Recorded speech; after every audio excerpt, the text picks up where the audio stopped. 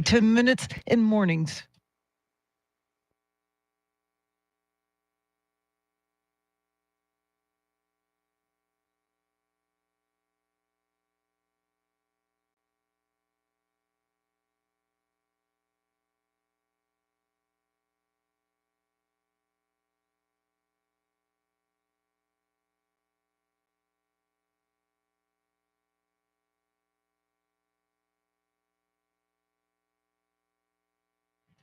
Your Weather Channel forecast for this Friday. Partly cloudy, could see a stray shower or storm, a high in the low 90s. Partly cloudy tonight, a low of 73. Right now, 80 degrees.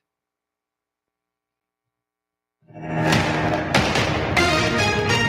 a massive cyber outage is affecting airlines, banks, and hospitals worldwide and 911 dispatch centers in the U.S. Fox's David Spunt has more on what we know so far. This is related to CrowdStrike, an IT firm. It's a global issue right now, a communication system that runs check-ins at airports, keeps flights on time, and banks running appears to be down. This is also related to Microsoft. So we're getting reports from Australia to different airline carriers in the United States. It appears to be related to this software issue, keeping most of these companies afloat. About 100 911 call centers not working. Now, American Airlines and United Airlines and Delta all have ground stops in the United States at more airports, but are allowing flights in the air to continue to their destination. Microsoft issued a statement saying that its cloud services were back online. As our Decision 2024 coverage continues, former President Trump took the stage at the Republican National Convention in Milwaukee last night, describing the moments after he assured the crowd he was okay after that assassination attempt nearly took his life. I raised my right arm, looked at the thousands and thousands of people that were breathlessly waiting, and started shouting, "Fight, fight, fight." The attack killed former Fire Chief Corey Comparator, whose firefighter's helmet and jacket was placed on stage in his memory. Trump held a moment of silence in his honor. Other speakers last night included professional wrestler Hulk Hogan, who was moved to speak in defense of Trump after that attempt on his life. Enough was enough, and I said, let Trumpomania run wild, brother. Let Trumpomania rule again. Let Trumpomania make America great again. Hogan ripped his shirt off to reveal a Trump Vance sleeveless shirt. Well, some top Democrats reportedly believe that President Biden may be coming around to the idea of dropping out of the race. Here's Fox's Kevin Corke. According to multiple sources, several top Dems now believe the pressure is so intense, so great, the 81-year-old could be persuaded to drop out of the race as soon as this weekend. And while Mr. Biden is self-isolating with COVID and remains publicly dug in, privately, apparently he's resigned to the fact that there's not only mounting pressure, there are bad polls and an untenable amount of scrutiny on his age, making it impossible to continue the campaign. Now, behind the scenes, according to Axios, top leaders in the party want you to give it up, including former President Obama. The president has been facing mounting calls to drop out of the race since his troubling debate performance. Well, the research foundation, the Commonwealth Fund, says Texas is the 49th worst state when it comes to women's health issues, above only Mississippi. The group Sarah Collins says Texas is one of 10 states that have not expanded Medicaid. Texas has the highest rate of uninsured women in the United States. 1 of 5 women in the state are uninsured. This is more than double the national average. It has the highest rate of women not being able to afford health care because of cost. And she says the Texas abortion ban is part of the reason why the state has among the fewest number of maternity health care workers relative to the number of women of reproductive age. She says the ban will lead to fewer doctors willing to practice in Texas. San Antonio police data says nearly 19,000 car thefts were reported in the city during a recent 12-month period. The thefts were reported in all parts of the city between May 1st of last year and May 1st of this year. An undercover detective says most of the thefts took place because people left their cars unlocked, often with the keys inside. The data does not include thefts reported to the Bexar County Sheriff's Office or to the police departments of other cities in the county. Well, the spooky season has already started for Home Depot. The big box chain is rolling out their online ads for Halloween decorations. Experts say, like Christmas, people want to decorate earlier every year. We started seeing it during the pandemic. You had the big giant skeleton. It got viral that year. Thomas McMillan heads the Center for Retailing Studies at Texas A&M. He predicts other big box stores will follow Home Depot's lead, so expect to see lots of Halloween decorations pop up. A study by the National Retail Federation found Americans spend over $12 billion on Halloween decor. Carrie Lockie, News Radio 1200 WOAI. Well, the lights are still coming back on in the Houston area after Hurricane Beryl. The number of residents still without power has shrunk, but it's still in thousands. Just over 4,400 customers were still waiting for service to be restored as of this morning. CenterPoint Energy says it expects all customers should have their power back sometime today. It is 5:06, news at the top and bottom of every hour, along with breaking news as it happens. I'm Charity McCurdy. Traffic and weather coming up.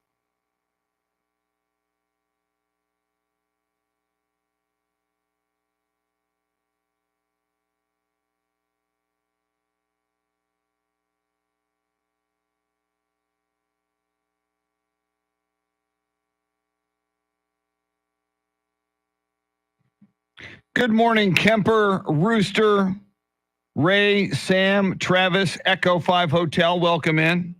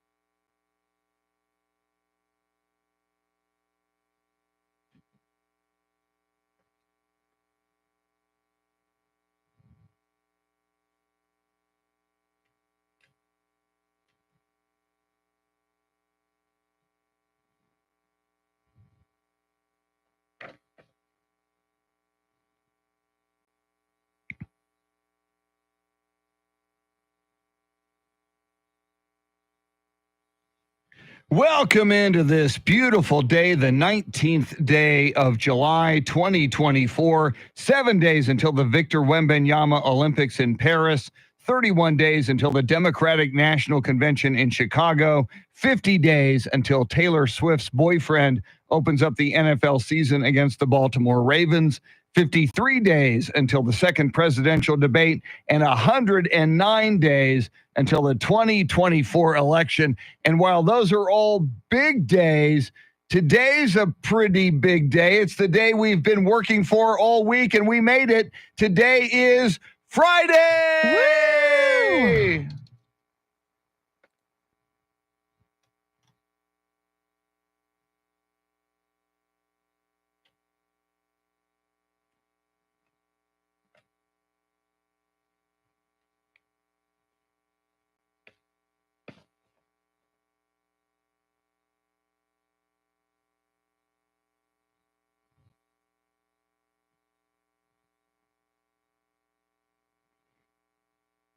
Call all your friends. Go ahead and let the dogs out.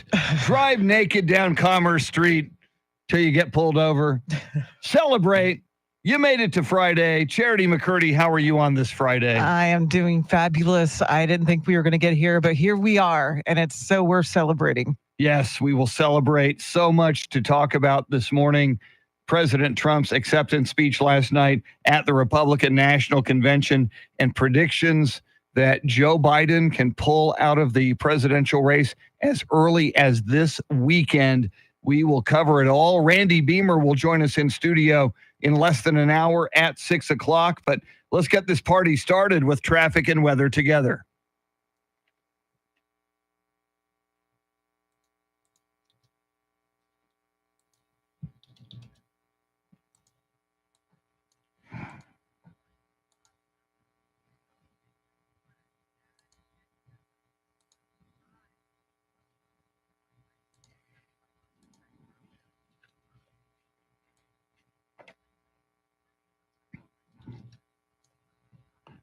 Weather Channel forecast, partly cloudy today, chance of afternoon showers, high in the mid 90s, overnight lows in the mid 70s. Mostly sunny tomorrow with a high in the upper 90s. Sunday, partly cloudy, high in the mid 90s. Right now, 70 in Kerrville, 78 in New Braunfels. It is clear and 80 at News Radio 1200 WOAI. San Antonio's first news. And as I drove in this morning, Charity, saw that moon, which is waxing. It should be full on Sunday. Did you catch the moon driving in? I did this morning and yesterday, and it's just glorious. One of the few perks of driving so early to work as we do. True. I had to, when I walked out of my house, I had to stop and just look at it for a few seconds. And same when I got here. Well, last night, I mean, it was the big speech we were waiting for all week long. So many riveting speeches, Charity, at the Republican National Convention. And Donald Trump not only delivered a speech, he set a record, the longest acceptance speech in modern American history at 1 hour and 32 minutes. Amazing. And, you know, I think we saw a emotional, more subdued version of Trump. I mean, hearing him recount that assassination attempt minute by minute, which he said that he won't talk about again. But I think it was a very powerful moment for Trump and for those attending the RNC. Yeah, and bringing out the gear, the helmet and the fire jacket of the firefighter who was killed in that rally. Of course, a fire chief in Buffalo Township. That was incredibly moving. Yeah, and that moment of silence that followed, I think the former president did an amazing job paying tribute to Corey Comparator. We'll talk about that. And my goodness, Joe Biden could pull out today, could pull out this weekend. Apparently, a lot of people very, very close to him say he is very close to choosing not to continue to run for re-election. We'll talk about all of that.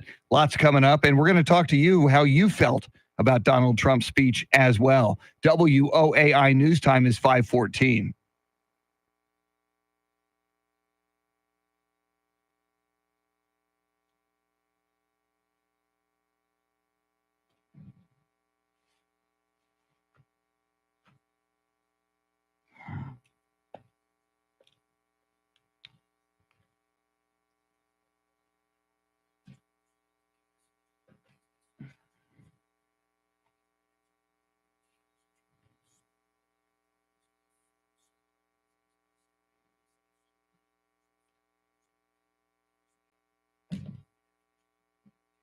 Yeah, Sam, 2 days in a row, no Tracy Bogart. I guess he I guess he might have moved on. He didn't feel the love in here,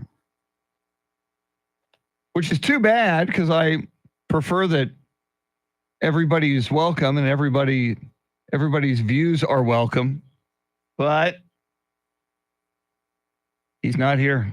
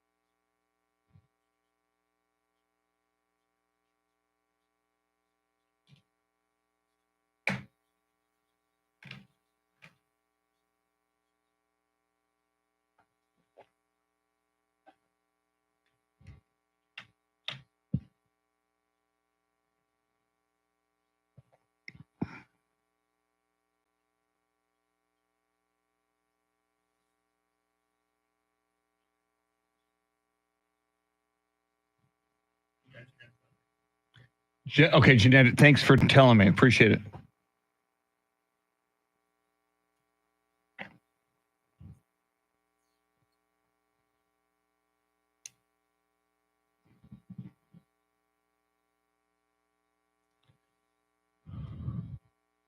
Just ahead of headlines, traffic, and weather together, then we'll hear from you how you regarded former President Trump's speech last night. And Charity, you've been reporting on this. Anybody getting in their car this morning planning to fly out at the airport, if you're on American Airlines, United, or Delta, you might not be flying anywhere right away. Yeah, Microsoft is reporting widespread outages that's affecting airlines, airports, banks, media companies, some 911 calls. And this is apparently all linked to a cybersecurity firm based out of Austin, CrowdStrike. And apparently it was a defect in a software update for Windows that's behind this worldwide IT outage. Amazing how something like that can just have a ripple effect around the world.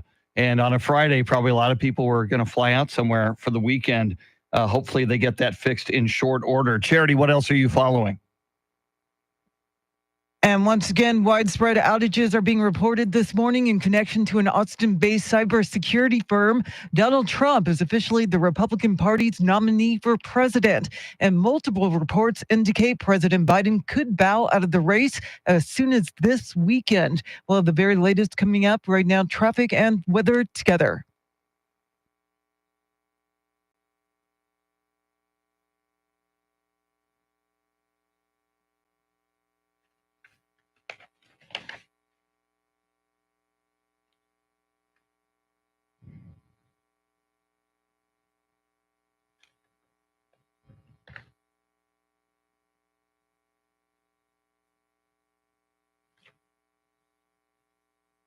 Let's get a comprehensive look at our weekend weather.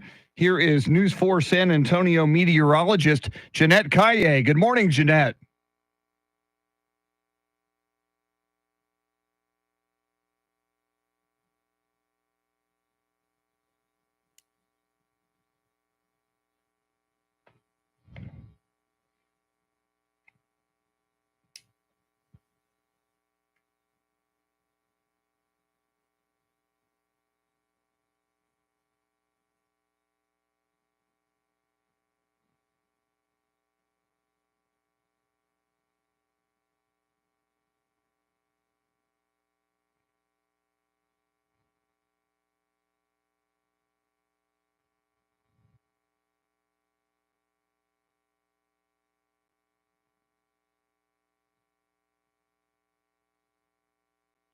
Thank you, Jeanette. Right now, 79 in Alamo Heights, 78 in Leon Valley. It's clear, 80 at News Radio 1200 WOAI.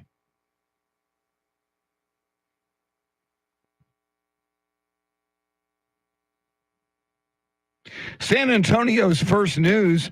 She's Charity McCurdy. I'm Chris Duell. Mr. T, Tim Merriman, off this week. Randy Beamer will be in studio probably around 6 o'clock, just about a half an hour from now, a little over a half an hour. EJ Pacheco and Andrew Zimmel flying the Millennium Falcon. In fact, Andrew directing our online video stream on YouTube. Lots of people in there. There's a live video chat. You can join as well. Go to YouTube, look for 1200 WOAI, and you will find us live. Charity McCurdy, it was a different tone, softer, more subdued, and certainly at the beginning of that hour and 32-minute acceptance speech last night by Donald Trump, very powerful and riveting. Yeah, especially when he talked in great length about that assassination attempt. And he went on, kind of gave you a minute by minute recalling what was going through his mind and the fact that he turned his head just at the right moment. It was very compelling, and you could tell that people at the RNC at that 5-Serve forum were very emotional, listening to the president talk about how he almost lost his life and that he shouldn't be there. And he went on to say that he's not going to talk about it again. But I think it was a very powerful speech. I think it was something a lot of people wanted to hear because it was his first speech since that attempt on his life. Yes, and as you mentioned, the beginning of the speech, a lot of it was about the assassination attempt and very powerful and very moving at times.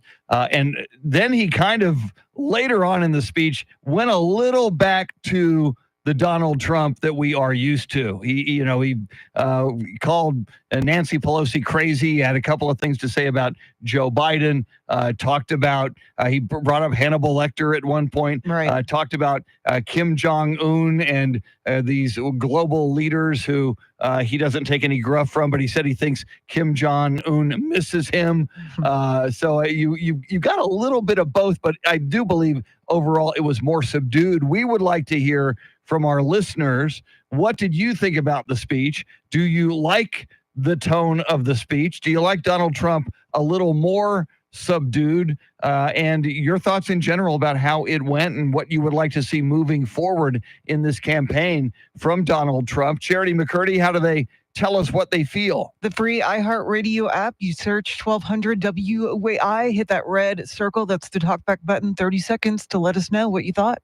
And, just speaking about Donald Trump at rallies now and the way he speaks and delivers things, the smart money now says Joe Biden is going to step aside and in all probability, Kamala Harris will become the nominee. Going to be very, very interesting does he have a nickname for Kamala Harris? Did we have a nickname during the 2020 election? You're saying, does Trump have a nickname? Yes. Not that I know of, All right. but that could have slipped under the radar. We hear a lot about Sleepy Joe, not a whole lot about Kamala Harris. But it'll be interesting because Trump and his VP pick, J.D. Vance, are going to hold their first joint rally this weekend in Grand Rapids, Michigan. So that is going to be something that people will have their eyes on. And here you have President Biden off the campaign trail isolating in Delaware as he tries to recover from COVID. Your talkback's coming up. Charity's got all the news you need to know here at the bottom of the hour. WOAI News Time 525.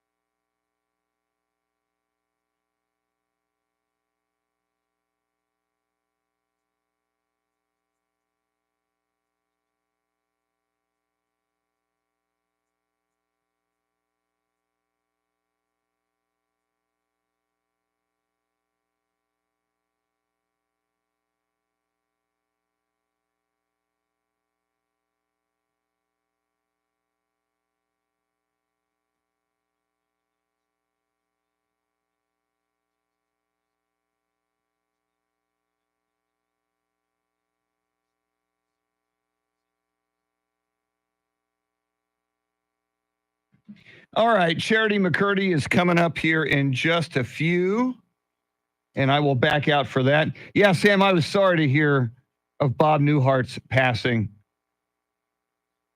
Very, very talented guy. I know, Travis, you're talking about it as well. Charity coming right up, and Randy Beamer in studio, 6-ish. We're looking forward to that. Okay, Here comes Charity.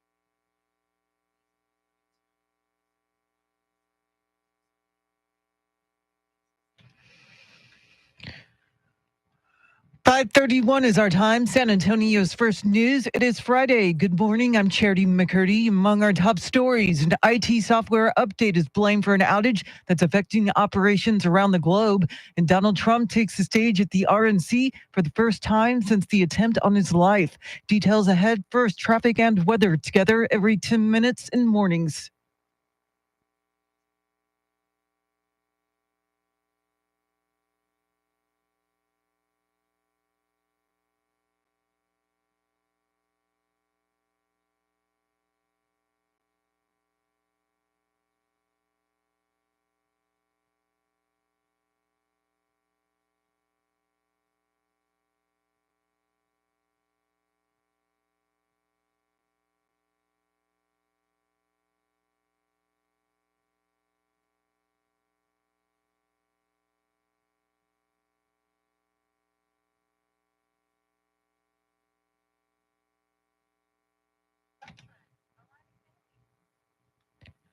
Your Weather Channel forecast for this Friday: partly cloudy, stray shower or storm possible, a high in the low 90s. Partly cloudy tonight, a low of 73. Right now, 80 degrees.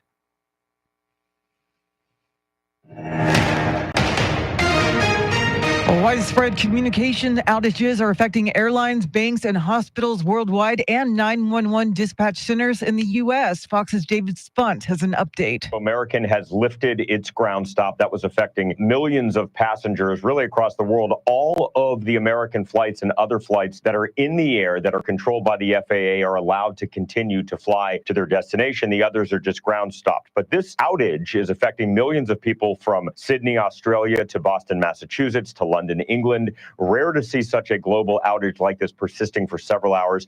We have calls to the FBI to see what's being done here. But as we can tell, this is strictly software related, and it appears things are improving at some airports. This is related to a communication system that runs check-ins at airports, keeps flights on time, and banks running. It appears to be down. The outage was related to the Austin-based software company CrowdStrike. One of its internal softwares caused Microsoft Windows to crash, but Microsoft issued a statement saying its cloud systems are back online.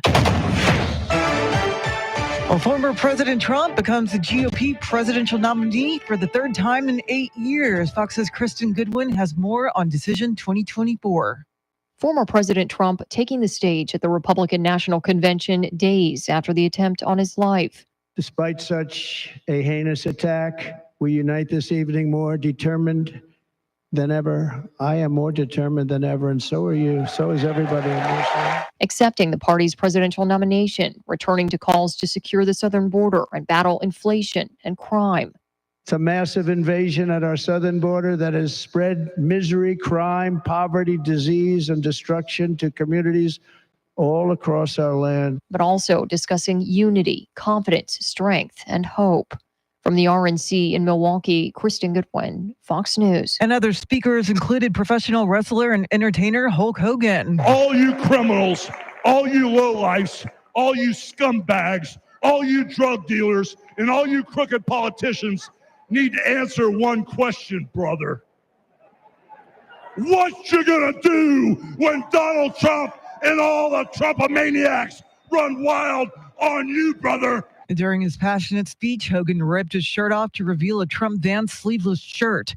Well, key Republican senators are telling their party not to get complacent if reports are true that President Biden will step aside in the presidential race. The reports about the president stepping aside made their way to Media Row at the Republican National Convention. Texas Senator Ted Cruz. I think it is going to change this race. I believe the Democrat nominee will be one of two people. It will either be Michelle Obama or Kamala Harris. Florida Senator Marco Rubio warned a ticket with Vice President Kamala Harris at the top could take the Democratic platform further to the left. Biden was a figurehead for leftist policies, radical left-wing policies.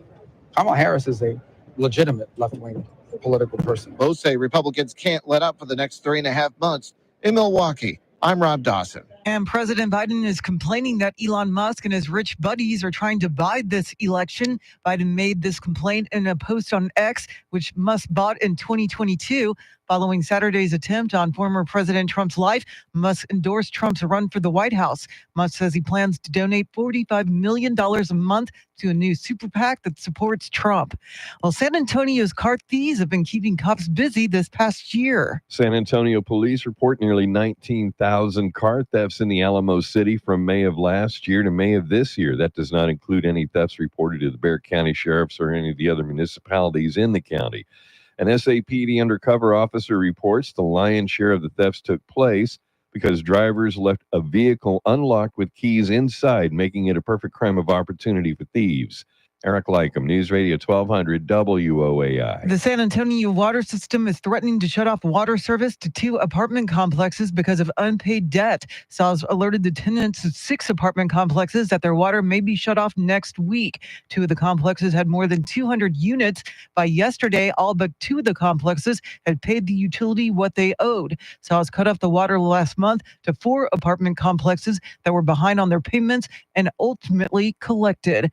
An investigation of a gas line explosion in Floresville on Tuesday may soon conclude. City officials say a crew from Rise Broadband was installing fiber optic lines when they accidentally hit an underground gas main. An explosion soon resulted, burning 1 house to the ground and damaging 10 others. City manager Andy Jocelyn says they're working with the broadband company's insurance to get help for the people affected. It is 5:37 now with breaking crime news from around the country. Here's Nancy Grace.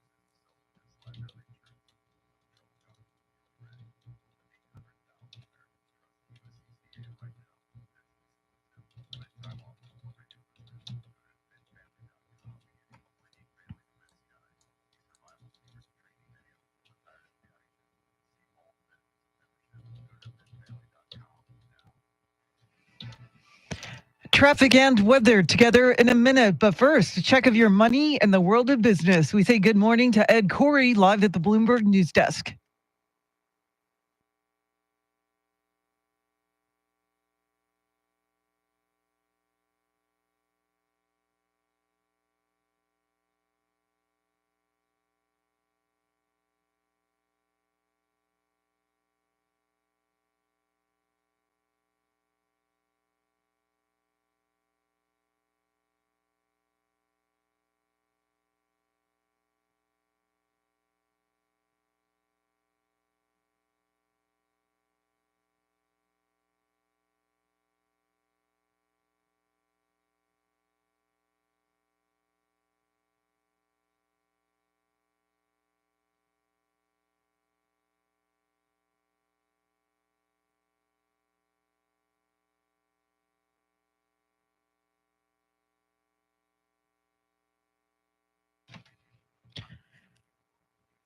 All right, things said, news at the top and bottom of every hour, along with breaking news as it happens. I'm Charity McCurdy. Here's traffic and weather.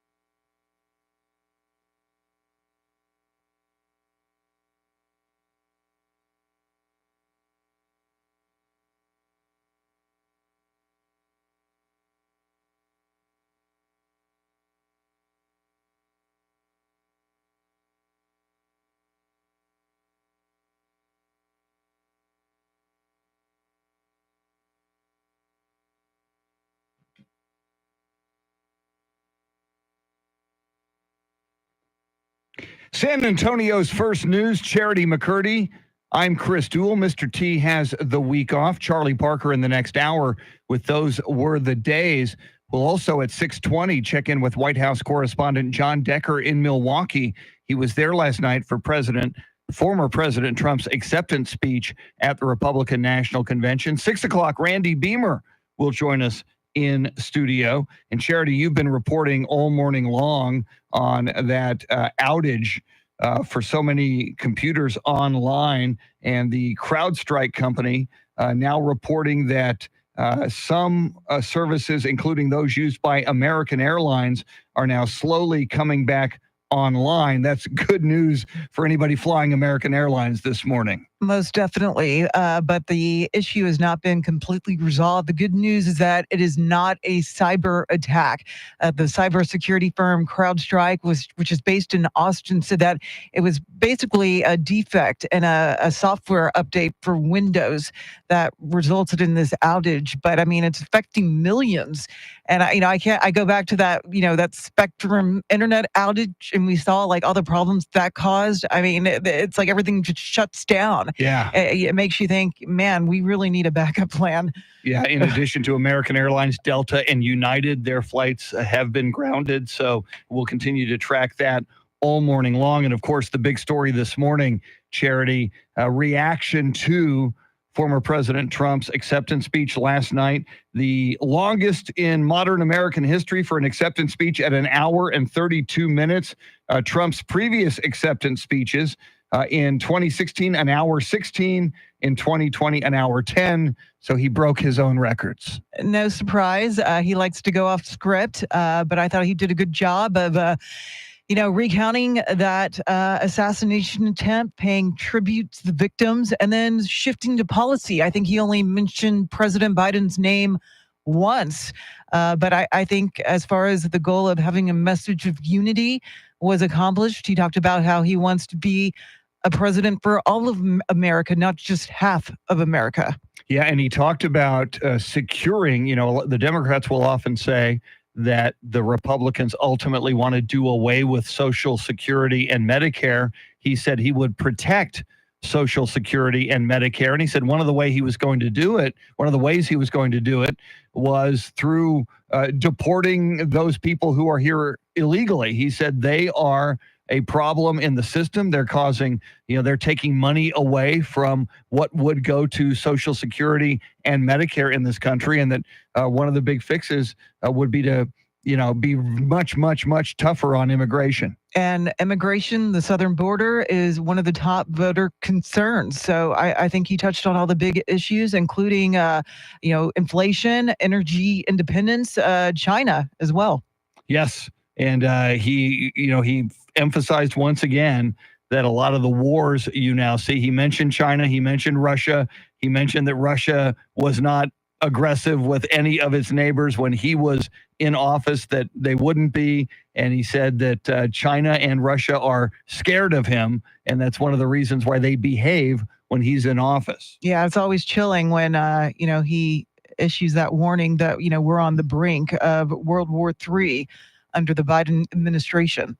All right, we'll talk more about that. We'll get Randy Beamer's reaction to last night's speech. And of course, we'll go to Milwaukee to White House correspondent John Decker at 6:20. Flashback coming up. We'll go back in time. Let's try to figure out where we land. WOAI News Time is 5:45.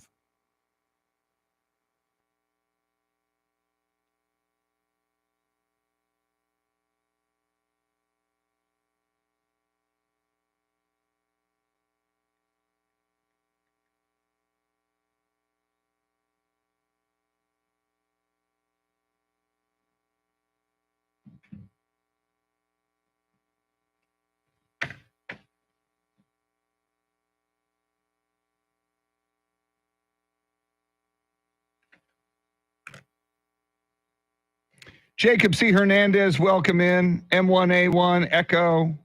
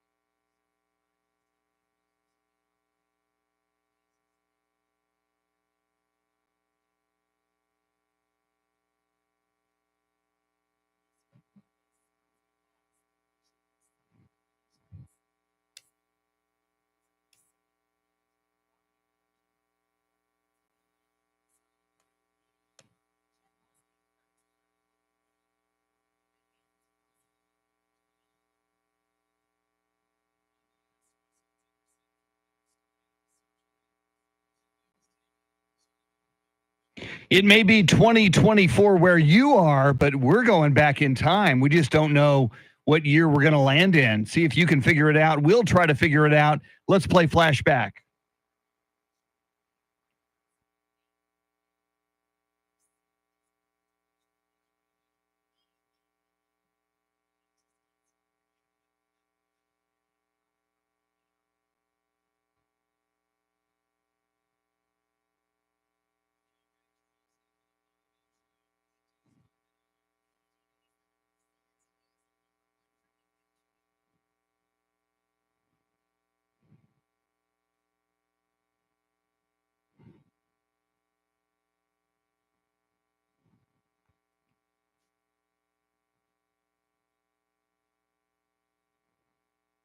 Now, I did have a crush on Barbara Feldon, Agent 99 on Get Smart as a kid.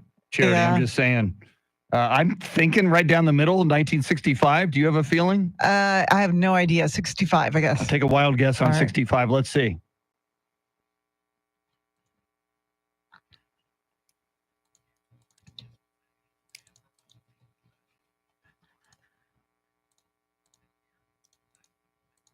Oh, I missed it by that much.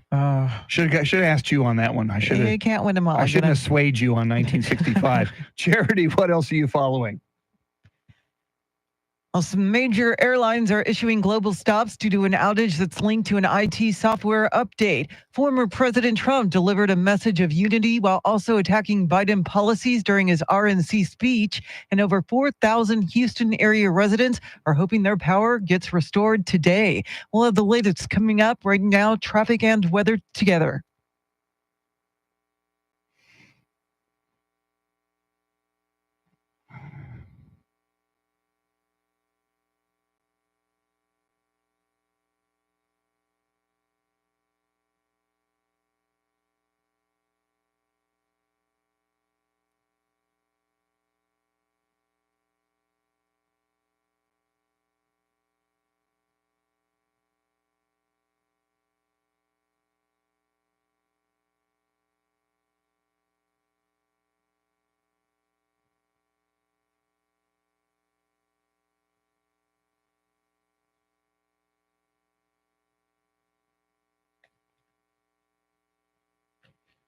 Weather Channel forecast partly cloudy today. Chance of afternoon showers, high in the mid 90s. Tomorrow, mostly sunny, high around 97. Sunday, partly cloudy with a high around 95. Right now, 65 in Marfa, 79 in Bernie, clear and 80 at News Radio 1200 WOAI. San Antonio's first news, Charity McCurdy. Mr. T has the week off. EJ Pacheco and Andrew Zimmel flying the Millennium Falcon. Andrew running our YouTube live video stream and live chat. You can jump in there, go to YouTube, look for 1200 WOAI. Randy Beamer going to join us around 6 o'clock, top of the hour. His thoughts on Donald Trump's speech last night. 6:20, we'll go to Milwaukee, speak with White House correspondent John Decker for his perspective. 6:48 will be Charlie Parker. And Charity, we're going to hear from the people right now. We're asking them this morning their impressions of Donald Trump's acceptance speech last night. How do they get us that information? The free iHeartRadio app. You search 1200 WOAI, hit that red circle. That's the talkback button. 30 seconds to let us know. All right, let's hear some talkbacks. Let's go to Rooster.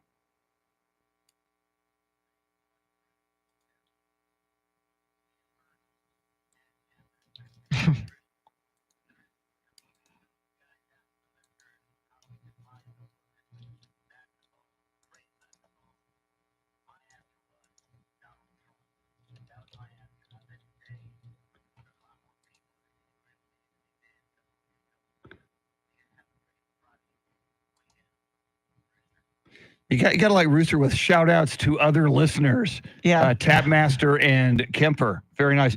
Bad to the Bone. And I did notice at the end of his speech last night, Charity, they played the song Hold On, I'm Coming, the soul hit from the 60s, Hold On, I'm Coming. I thought that was pretty appropriate. Yeah, I just think that it hit all fronts that he was hoping to accomplish in that speech, and just the whole night, the final night of the RNC was just star-studded. What stands out is, Trump in bright lights, the name Trump behind Yes. the former president. I think he got what he wanted out of that final night, and again, that message that of unity in his speech, I think he was able to accomplish that. But he also, I think, talked policy and gave his supporters, I think, hope for what's ahead. Yeah, the Trump and bright lights, two things. I mean, it was like golden, the word Trump and bright lights, very reminiscent of the big Trump name brand you see on all of his big buildings across America and around the world. But also it reminded me also of Elvis. Elvis used to come out that's to what a it was. big Elvis in bright lights. So he's kind of, Randy Beamer is the Elvis of television news anchors. Yes, he is. Donald Trump, kind of the Elvis of politicians. We need to get some bright lights that spell out Beamer in the studio. But right behind him, yes, on the video, and by the way, he'll be here in the 6 o'clock hour. Right behind Randy, we need a golden flashing Beamer. We got to, with his black leather jacket, Yes. So he'll 68 comeback special. He'll wear that whole leather getup. he could rock it. I can see it. Yeah, I know he could. Let's listen to one more. Here's Travis.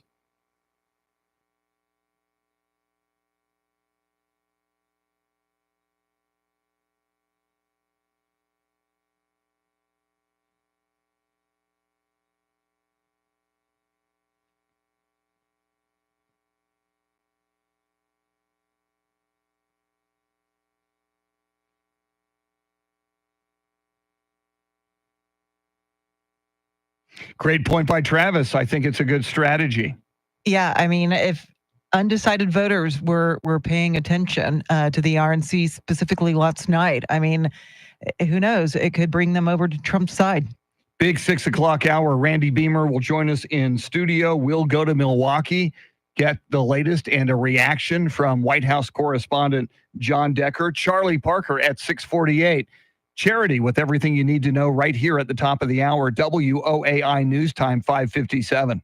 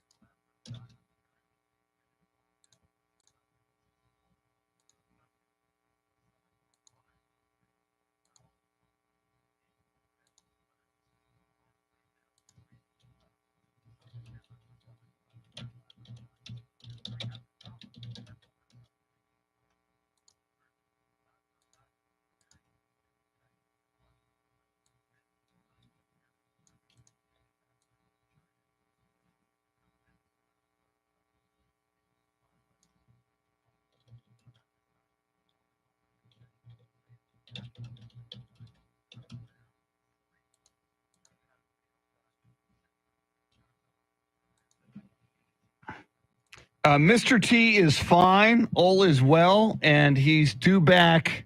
He's due back on Thursday, so of next week. Don't know if he might come back a day earlier because he seems to be doing quite well. But the target date is Thursday, so he was going to be out for just a little over a week. But yeah, Travis, that didn't sound like you to me. So that was not you, the Travis who was just on our talkback. But very good talkback, Rooster. And if it was this Travis, I'd say very good talkback, Travis. Charity's coming up with the news. I'm going to go refill my water. And we will have fun till our daddy takes our T-Bird away. Travis, I work in an area where our phones aren't allowed. I do have the app for me to use here at work. I have to leave my area, turn the phone to make. Yeah, I get that. All right. Here comes Charity. We'll be back at 6:10. Randy's on his way. So you'll see Randy Beamer in here soon.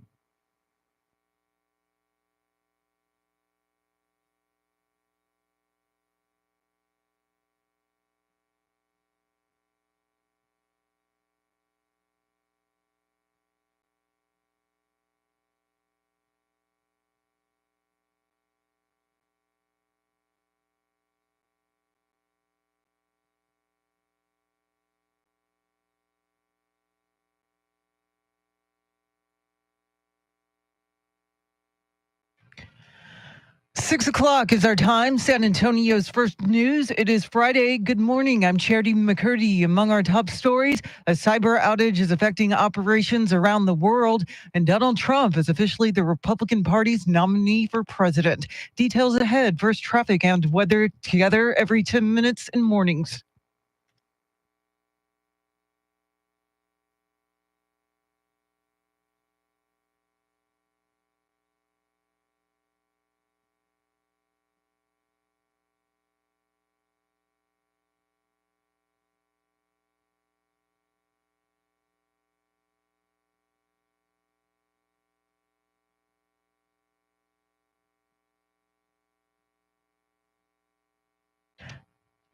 Your Weather Channel forecast for this Friday. Partly cloudy, could see a stray shower or storm, a high in the low 90s. Partly cloudy tonight, a low of 73. Right now, 80 degrees.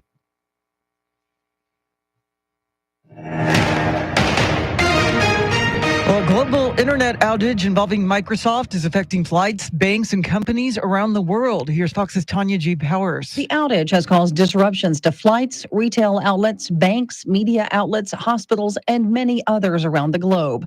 And the technology company at the heart of it says it's not a cyber attack or security incident. It affects Microsoft. And cybersecurity company CrowdStrike says there was a problem with a content update for Windows hosts and that they're working to fix it.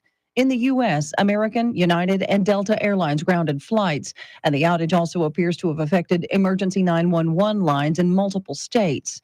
In Paris, it's delayed the arrival of some Olympic athletes, and Britain's National Health Service says it hit the patient record system there. In New York, Tanya J. Powers, Fox News. As our Decision 2024 coverage continues, former President Trump took the stage at the Republican National Convention in Milwaukee last night, describing the moments after he assured the crowd he was okay after that assassination attempt nearly took his life. I raised my right arm, looked at the thousands and thousands of people that were breathlessly waiting, and started shouting, "Fight, fight, fight." The attack killed former Fire Chief Corey Comparator, whose firefighter's helmet and jacket was placed on stage in his memory. Trump held a moment of silence in his honor. Other speakers last night included professional wrestler Hulk Hogan, who was moved to speak in defense of Trump after that attempt on his life. Enough was enough. And I said, let Trumpomania run wild, brother. Let Trumpomania rule again. Let Trumpomania make America great again. At one point, Hogan ripped his shirt off to reveal a Trump Vance sleeveless shirt. Well, some top Democrats reportedly believe that President Biden may be coming around to the idea of dropping out of the race. Here's Fox's Kevin Corke. According to multiple sources, several top Dems now believe the pressure is so intense, so great, the 81-year-old could be persuaded to drop out of the race as soon as this weekend. And while Mr. Biden is self-isolating with COVID and remains publicly dug in, privately, apparently he's resigned to the fact that there's not only mounting pressure, there are bad polls and an untenable amount of scrutiny on his age, making it impossible to continue the campaign. Now, behind the scenes, according to Axios, Top leaders in the party want you to give it up, including former President Obama. The president has been facing mounting calls to drop out of the race since his troubling debate performance. Well, the research foundation, the Commonwealth Fund, says Texas is the 49th worst state when it comes to women's health issues, above only Mississippi. The group Sarah Collins says Texas is one of 10 states that have not expanded Medicaid. Texas has the highest rate of uninsured women in the United States. 1 of 5 women in the state are uninsured. This is more than double the national average. It has the highest rate of women not being able to afford health care because of cost. And she says the Texas abortion ban is part of the reason why the state is among the fewest number of maternity health care workers relative to the number of women of reproductive age. She says the ban will lead to fewer doctors willing to practice in Texas. Well, San Antonio police data says nearly 19,000 car thefts were reported in the city during a recent 12-month period. The thefts were reported in all parts of the city between May 1st of last year and May 1st of this year. An undercover detective says most of the thefts took place because people left the cars unlocked, often with their keys inside. The data does not include thefts reported to the Bexar County Sheriff's Office or to the police departments of other cities in the county. Well, SAW says they will cut water to a pair of apartment complexes that have not paid their bills, even if their tenants have. On Tuesday, SAWS notified half a dozen apartment complexes in arrears that they could lose their water service next week. A couple of those complexes have more than 200 tenants. By yesterday, all but 2 of those complexes paid up their utility bills. Last month, SAWS cut off water to 4 other complexes that were behind and ultimately collected what they were owed. Eric Lycum, News Radio 1200 WOAI. And legendary sitcom star and comedian Bob Newhart has died at the age of 94. I was going to take the elevator up to his head, sir, but see, my jurisdiction only extends to his navel. You don't care what I do, just get the ape off the building. That's Newhart doing his famous one-sided phone call bit on King Kong. Newhart was the star of the Bob Newhart Show, playing a Chicago psychiatrist, and of Newhart, playing a Vermont innkeeper. It is 6:06, news at the top and bottom of every hour, along with breaking news as it happens. I'm Charity McCurdy. Traffic and weather coming up.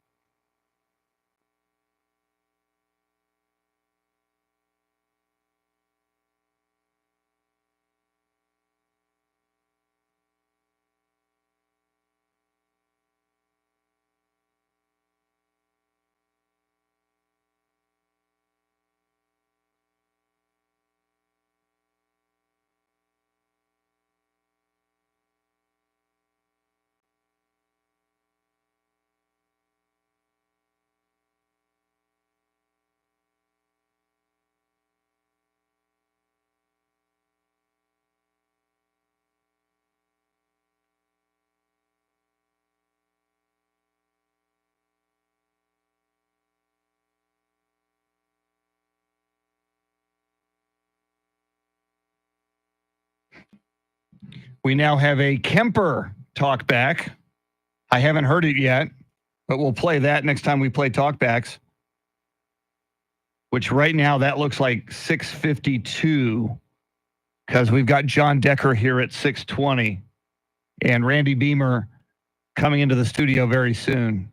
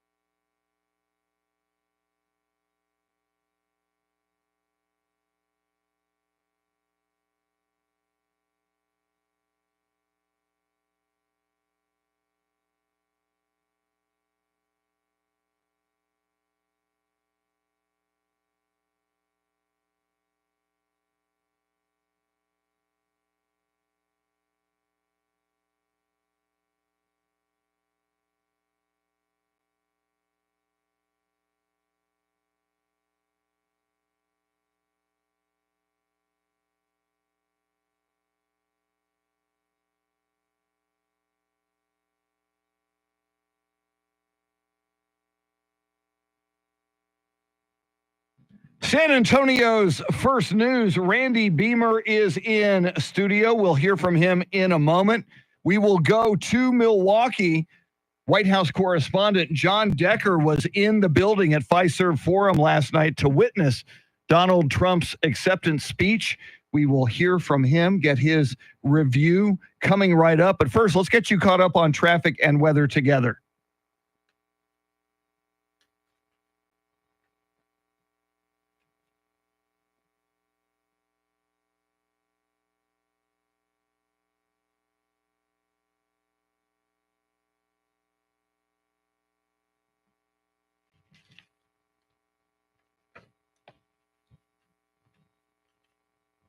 Weather Channel forecast, partly cloudy, chance of afternoon showers today with a high in the mid-90s. Tomorrow, mostly sunny, high in the upper 90s. Sunday, partly cloudy with a high in the mid-90s. Right now, 75 in Austin, 69 in Kerrville, clear and 80 at News Radio 1200 WOAI. San Antonio's First News, Charity McCurdy. Randy Beamer in studio. I'm Chris Duell. Charlie Parker with Those Were the Days at 6:48. And we're going to get Randy's thoughts on the president's speech. But early in his speech last night, he detailed his assassination attempt.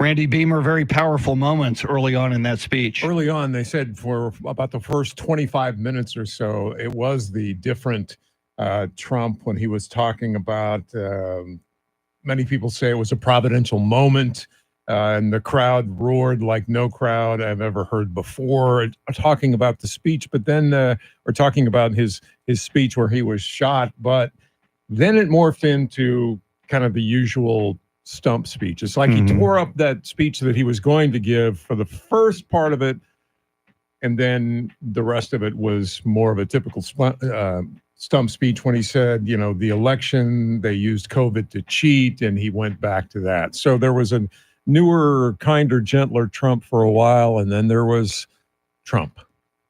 Yeah, I mean, we definitely saw a more subdued version at the beginning, but he went to attacking Biden policies, although I believe he only mentioned the president's name once during that 1 hour, 32-minute long speech. But it sounded more like a campaign rally speech there towards the end.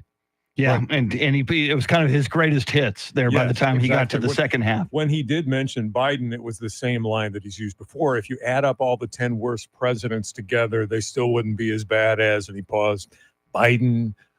I'm going to say that name once, Biden, and then not say it anymore, but it was still a lot of references to that person. And it was the rally speech for the red meat, and the people in the room loved it, although I think they were a little uncomfortable that it got to be 92 minutes because those people are stuck in there. Yes. When the president's in the room, you don't move. You don't, right. And so they were there for a long time. Well, we will hear from John Decker, who was in that room at Fiserv Forum last night. White House correspondent. He's covered presidents dating all the way back to Clinton. He covered Donald Trump's presidency. We'll get his thoughts of that speech and more coming right up. WOAI News Time, 6:15.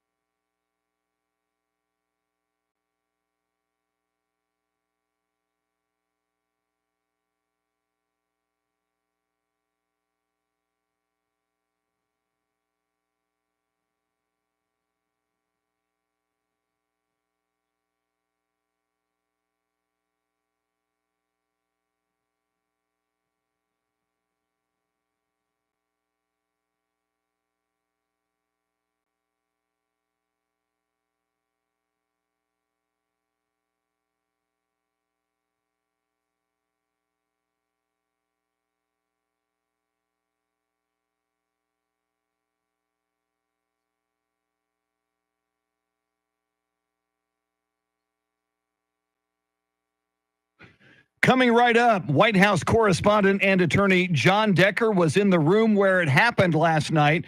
Former President Trump's acceptance speech. First, Charity McCurdy, what stories are you following?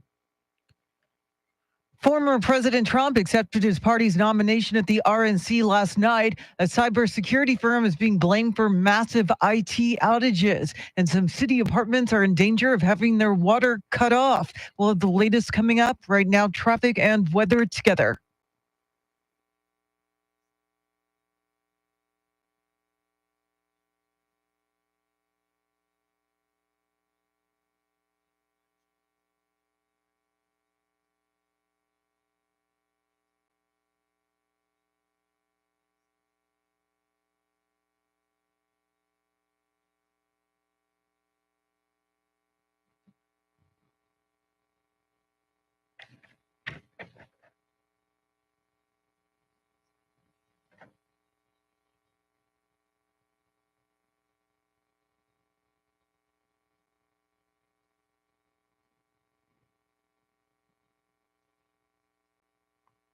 Weather Channel forecast, partly cloudy, chance of afternoon showers, high today 94, overnight low 75. Right now clear 80 at News Radio 1200 WOAI. San Antonio's First News. He has covered every president as a White House correspondent dating back to Bill Clinton. He covered the Donald Trump presidency, and he was there for the acceptance speech last night. He is White House correspondent and attorney John Decker. Randy Beamer, what do you have for John? John, we saw his first part of his speech, appealing to unite the country, talking about his shooting. The rest of it kind of morphed into the stump speech. What do you think? He was talking about uniting the country this whole week. Did he do that? Well, you always ask me, what was it like being in the room? And I'm going to ask you a question. What was it like watching it on television? I'll tell you first what it was like being in the room. As you know, it was a 93-minute long speech, the longest convention acceptance speech in the history of our country. And the audience was riveted in the very beginning part of the speech when he was recounting the day that he was shot, the day of this assassination attempt last Saturday. Every moment that he went through, you could hear a pin drop in that room. But after he moved on from that particular story, which is riveting, I think he lost a lot of the room. It went on too long. And I have access to watch the teleprompter to see if Donald Trump is keeping to what's in that teleprompter in terms of the speech that was prepared for him. And he veered off from that teleprompter quite often during the speech. It was a speech that was supposed to be 55 minutes in length. It ended up being 93 minutes in length.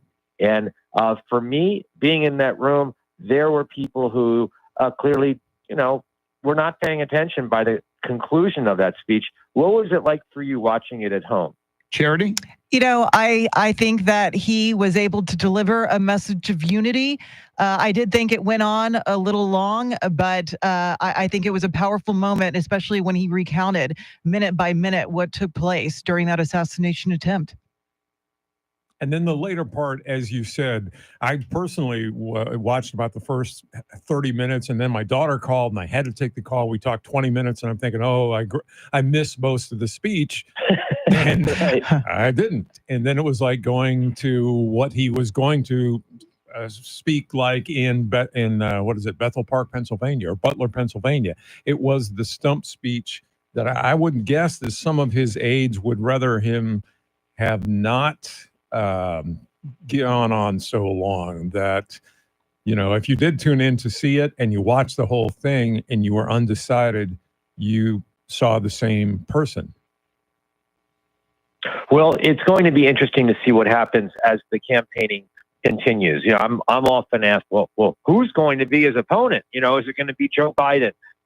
Here's what I can tell you, just based upon, I speak to lots of people and have a very wide network in Washington, D.C. And I was speaking to a member of the DNC, the Democratic National Committee.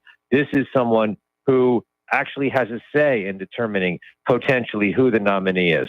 And his answer to me was, it's one of two people. It's Joe Biden or it's Vice President Kamala Harris. And that's a good thing for Republicans. That's a good thing for the the Trump campaign because they've been preparing for this matchup. And the convention, even if it ends up being Kamala Harris and not Joe Biden, they are well prepared. Every argument that they made against Joe Biden could also apply to Kamala Harris.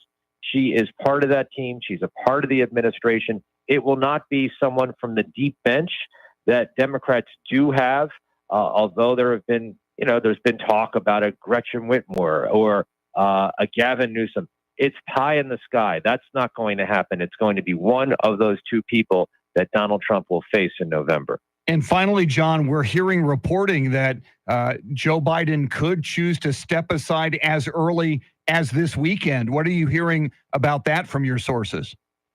Well, he's facing a lot of pressure, and he's asking a very relevant question to everyone he speaks with, whether it's the former House Speaker, Nancy Pelosi, or it's his former boss, the former President Barack Obama.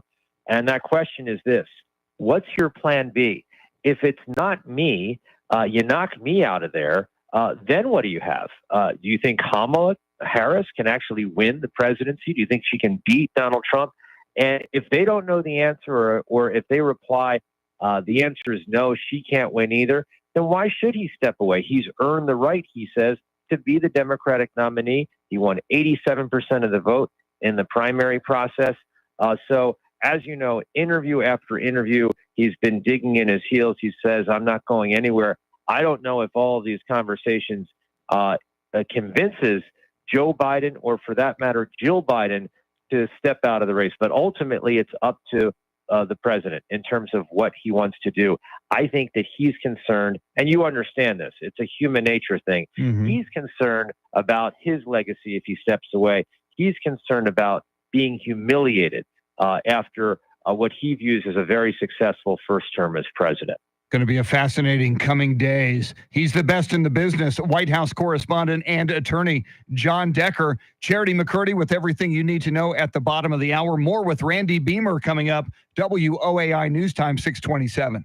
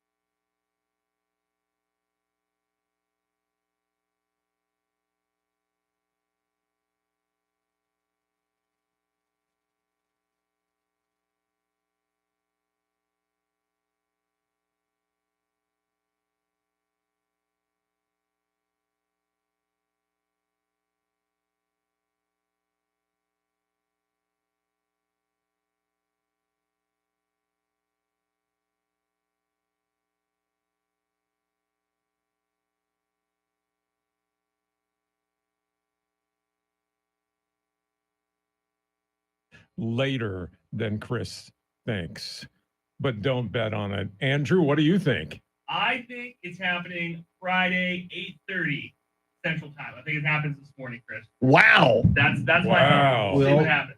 I'm putting my money on Beamer. I think that's the long money there, but good luck with that. And keep watching. Big stuff. Guys, Friday, 8:30. Really?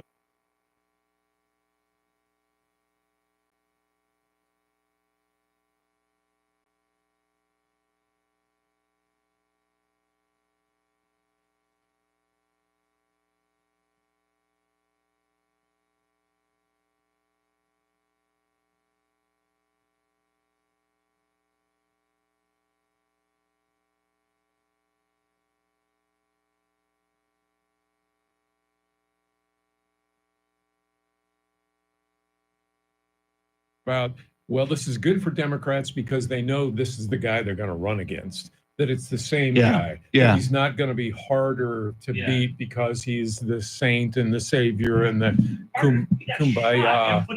Yeah. Right. But he's not, they know the guy they're running against Yeah. instead of a new guy. well, did you see that release from the Trump campaign? We're not going to agree to any debate because we don't know who the VP candidate's going to be. I was like, okay, thanks, guys. Yeah. Whatever. Yeah. We'll see what happens. Yeah, but interesting. But I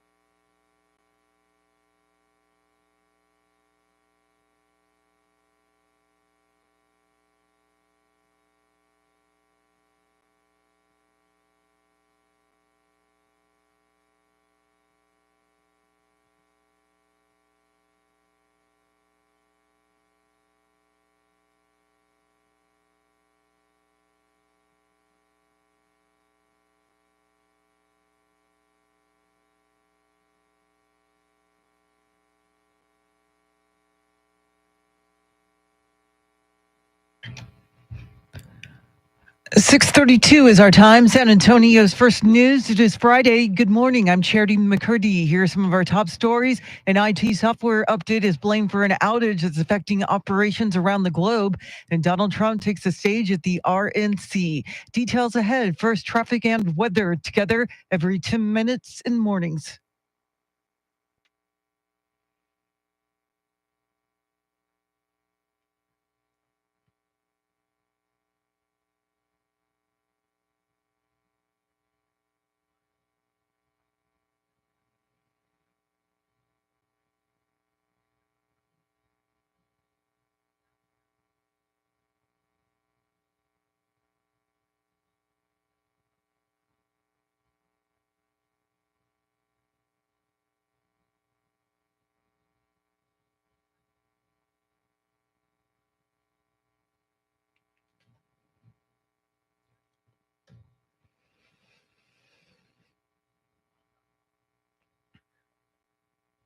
Your Weather Channel forecast for this Friday. Partly cloudy, stray shower storm possible, a high in the low 90s. Tonight's low near 73. Right now, it's 79 degrees.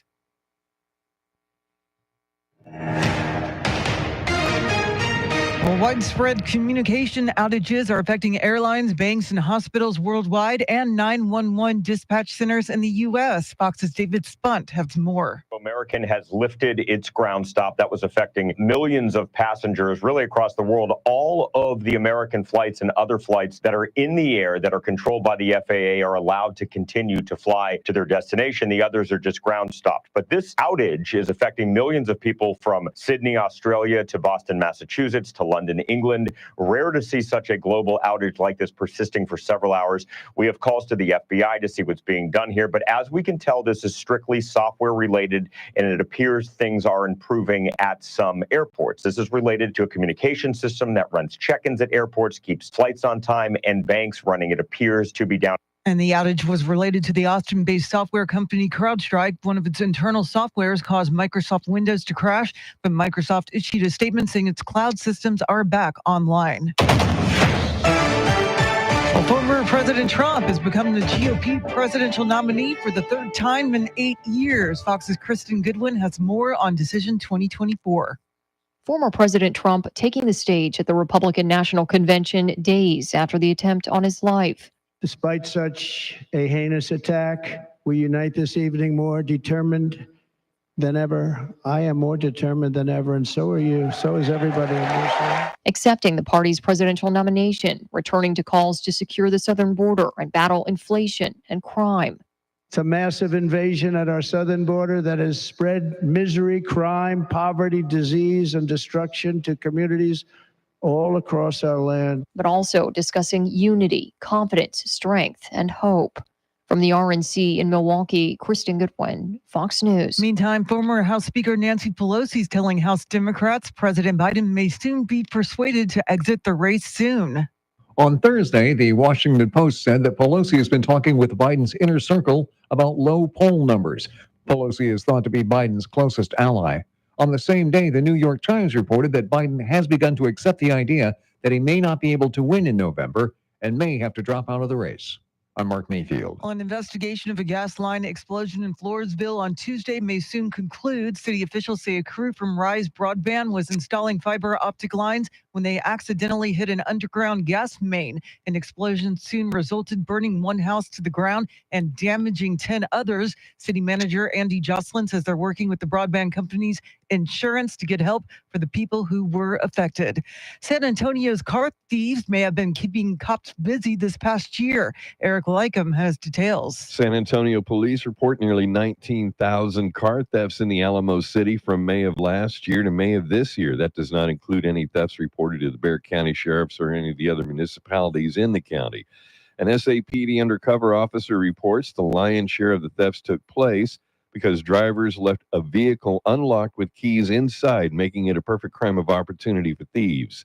Eric Lycum, News Radio 1200 WOAI. The San Antonio water system is threatening to shut off water service to 2 apartment complexes because of unpaid debt. SAWS alerted the tenants of 6 apartment complexes that their water may be shut off next week. 2 of the complexes had more than 200 units. By yesterday, all but 2 of the complexes had paid the utility what they owed. SAWS cut off the water last month to 4 apartment complexes that were behind on their payments, but ultimately collected. A legendary sitcom star and comedian Bob Newhart has died at the age of 94. Hello. That's Newhart in the intro of the Bob Newhart Show, playing a Chicago psychiatrist. He also starred in Newhart, playing a Vermont innkeeper. He also played a supporting role as Papa Elf, Buddy the Elf's non-biological father, in the 2003 holiday classic Elf. It is 6:37. Traffic and weather together in a minute, but first, check of your money and the world of business. Ed Corey is live at the Bloomberg News Desk.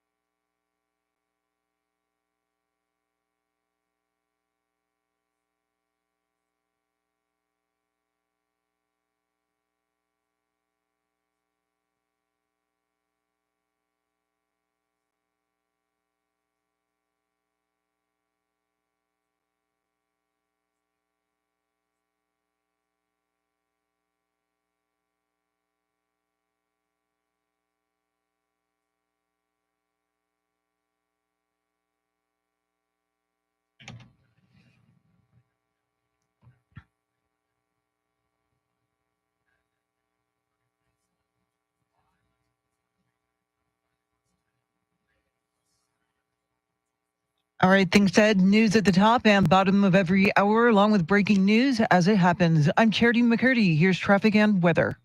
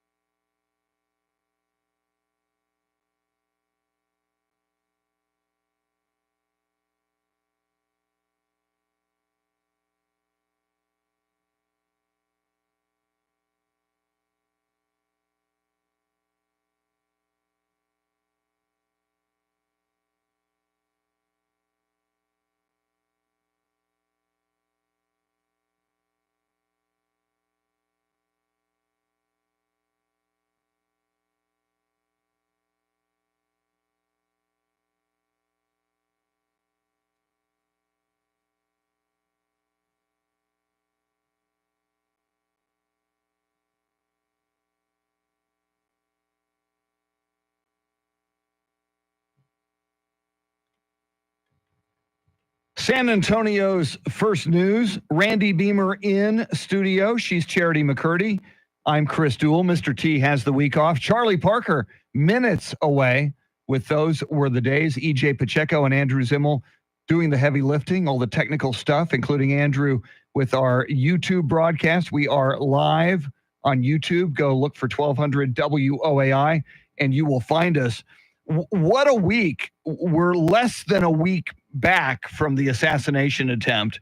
You had this dramatic acceptance speech by former President Trump last night. At least the first part was dramatic, talking about the assassination attempt. And now there's people saying that Joe Biden could drop out as early as this weekend, possibly even today. Randy Beamer, how quickly this race developments happen in this race. 24-hour news cycle is like 1 hour at a time now. So you wonder what's going to happen with the delegates pushing this. Now, we're talking about the leaders in the Democratic Party urging Biden to drop out. But he at one point told Lester Holt recently that, delegates can vote their conscience. Well, if it shows up at a convention, even before then, I think we should start interviewing some of those delegates. Are they nervous about voting for a Joe Biden? Will they change their mind? And if it comes up from the bottom up, that's when he has to change his mind, or it looks like he's weak at the convention. Yeah, I'm hearing that there's discussions that could lead to Kamala Harris being on the first convention ballot. And if she didn't win, it would be a free-for-all, I guess, on the second ballot. And then if that happens, some are saying that it could lead to super delegates ultimately deciding things. But everything we're hearing is purely speculation at this point, but indications are President Biden wants to stay in the race, and should he drop out, we're hearing that he may not endorse Kamala Harris. Oh my God, can you imagine that? Yes. What a slap in the face to your vice president. Yes, although part of this is coming out from what I understand is that Biden in 2016 said that he didn't want to run because of his son, Beau, that had been killed, and that he was just, couldn't handle the pressure of being without his son and running at the same time. But now comes out word that he was really as much pushed out by Obama so that Hillary could run and others, not just Obama. So there's a bitterness, a resentment, and he may not want to be pushed out again. At least that's one of the stories that we're hearing now. And so that's why he'd be more, he doesn't want to get pushed out twice. Yeah. It's not just about his legacy. It's about his saving face as much as anything. But you would think this COVID diagnosis would allow him perhaps to an opportunity to make a graceful exit, to say, I'm not doing well. And, obviously there's mounting pressure. We've had, at least, 10, I think up to 20 Democrats actually now have publicly said it's time for Biden to step aside, and the fundraising is drying up as well. So it seems like the writing is on the wall. And, Fox News is speculating that him stepping aside could come as soon as this weekend.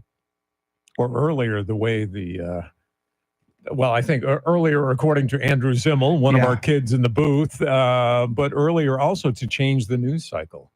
Yes. Okay. And as you know, as a media guy, your drop, if you want a story that you don't want to focus on, the news drop is like Friday, 5 o'clock on Friday? Friday news dump, because it won't hit it'll hit the paper on a time when nobody's paying attention. Friday night, people aren't watching the news. Wow. By Sunday, it may or may not make the front page of the paper, or because they print those early, some of it. So, but if you're Biden, even if you're going to drop out, don't you want a prime time address where you're gracious and magnanimous, and ideally it's written for you? It's one of the most memorable speeches ever. Right. And that primetime address, John Meacham, who was his biographer, last night, he put out a statement saying, no, I am definitely not writing his speech. At the same time, his campaign put out a statement saying, or actually talked to reporters off the record, saying they were furious with these reports that are coming out that Biden is going to quit. So they were trying to tamp it down in a very forceful way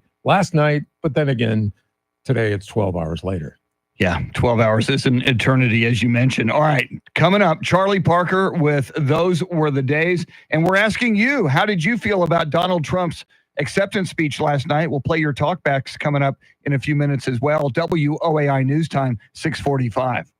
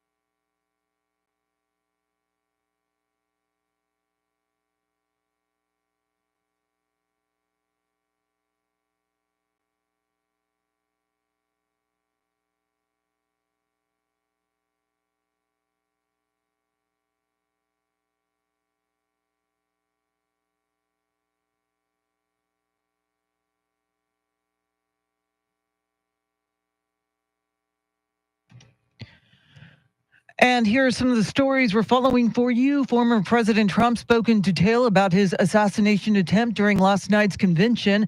There's growing speculation President Biden could soon bow out of the race for the White House. And Joint Base San Antonio is cracking down on speeders. We'll have details coming up. Right now, traffic and weather together.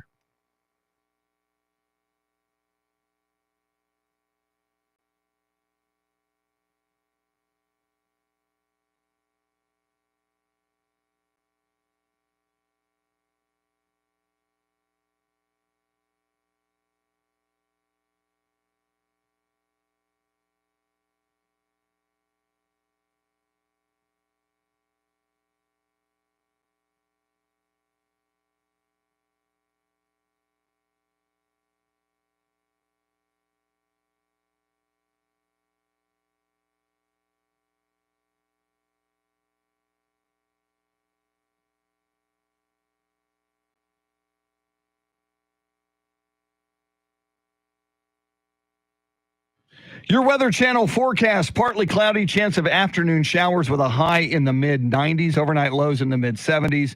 Tomorrow, mostly sunny, upper 90s. Sunday, partly cloudy with a high in the mid-90s. Right now, it's clear, 80 at News Radio 1200 WOAI. San Antonio's First News, Randy Beamer in studio, Charity McCurdy, Charlie Parker. We thank him for those were the days Mr. T has the week off. We asked earlier this morning on the Talkback feature on the free iHeartRadio app, what did you think of former President Donald Trump's acceptance speech last night at the Republican National Convention? Well, let's listen. Let's listen to Kemper. Here's Kemper.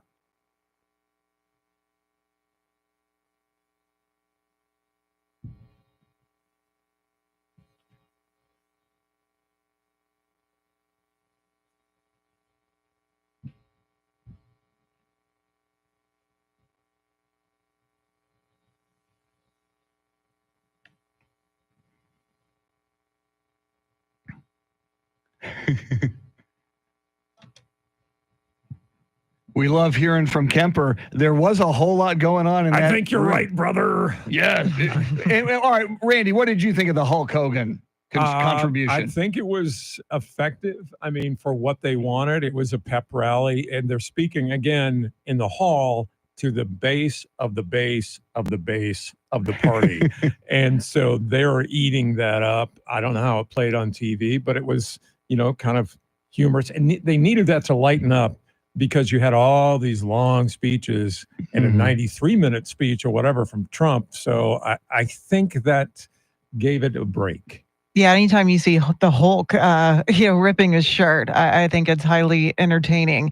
Kid Rock also brought down the house, from what I understand. He put on quite the performance. But yeah, it was definitely, I think Kemper, hit the nail on the head. It was a little mix of everything, especially with Trump in bright lights, his name. I just have to say real quickly that if you're watching on ABC, they put out a warning when Kid Rock was on. It said, warning, explicit images or language may be seen here. Wow. During the Kid Rock thing, because it was something about it, and the word was shh, and he just said shh instead of the entire word. Okay.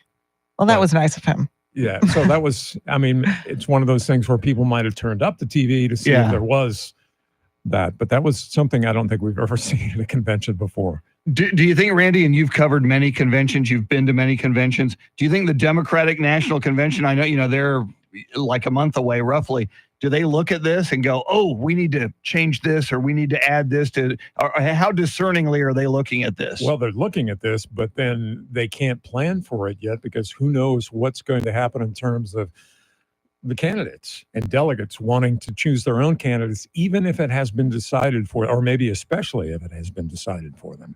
Yeah, even their plan B, which you would think presumably would be Kamala Harris. That's not even a done deal if Biden indeed drops out this weekend. So I can't begin to predict what they'll do next.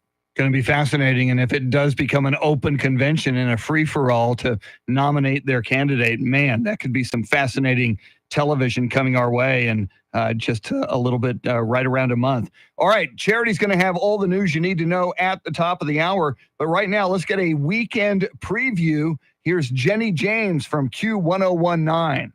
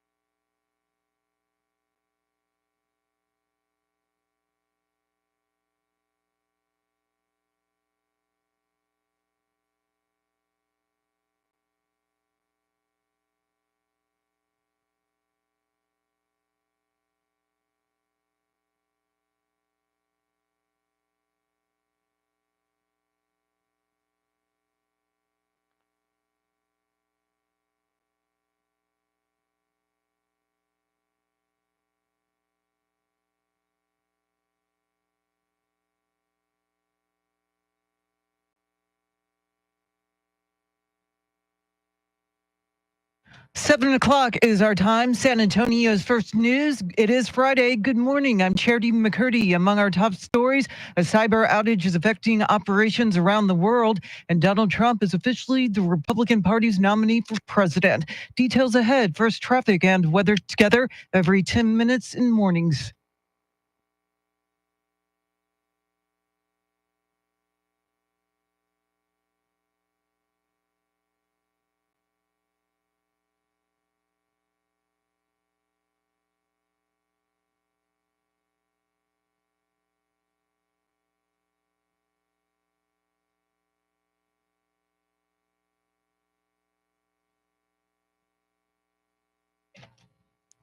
Your Weather Channel forecast for this Friday: partly cloudy, could see a stray shower or storm, a high in the low 90s. Tonight's low 73, right now 79 degrees.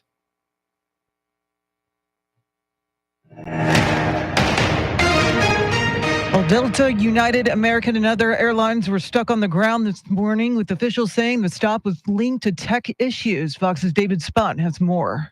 Flights were allowed to continue in the air that were already in the air, but that ground stop slowly being lifted will help out a lot. This is all related to the company CrowdStrike, the IT company, and of course, the well-known company Microsoft. The CEO of CrowdStrike putting out a statement saying this is not a security incident or cyber attack. The issue has been identified, isolated, and a fix has been deployed. We refer customers to the support portal for the latest updates, and we'll continue to provide complete and continuous updates on our website. And Microsoft issued a statement saying that its cloud services were back online. Keep it here for the very latest on this developing story.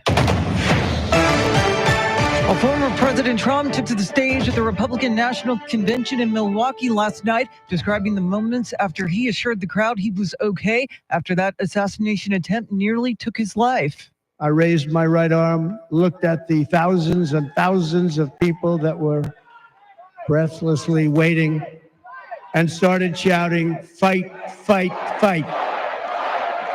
The attack killed former Fire Chief Corey Comparator, whose firefighter's helmet and jacket was placed on stage in his memory. Trump also held a moment of silence in his honor. Other speakers last night included professional wrestler Hulk Hogan, who was moved to speak in defense of Trump after that attempt on his life. Enough was enough. And I said, let Trumpomania run wild, brother. Let Trumpomania rule again. Let Trumpomania make America great again. At one point, Hogan ripped his shirt off to reveal a Trump-banned sleeveless shirt. Well, some top Democrats reportedly believe that President Biden may be coming around to the idea of dropping out of the race. Here's Fox's Kevin Cork. According to multiple sources, several top Dems now believe the pressure is so intense, so great, the 81-year-old could be persuaded to drop out of the race as soon as this weekend. And while Mr. Biden is self-isolating with COVID and remains publicly dug in, privately, apparently he's resigned to the fact that there's not only mounting pressure, there are bad polls and an untenable amount of scrutiny on his age, making it impossible to continue the campaign. Now, behind the scenes, according to Axios, top leaders in the party want you to give it up, including former President Obama. Well, the lights are still coming back on in the Houston area after Hurricane Beryl. The number of residents still without power has shrunk, but it's still in the thousands. Just over 4,400 customers are still waiting for their service to be restored. CenterPoint Energy says it expects all customers should have the lights back on sometime today. Well, SAW says they will cut water to a pair of apartment complexes due to unpaid bills.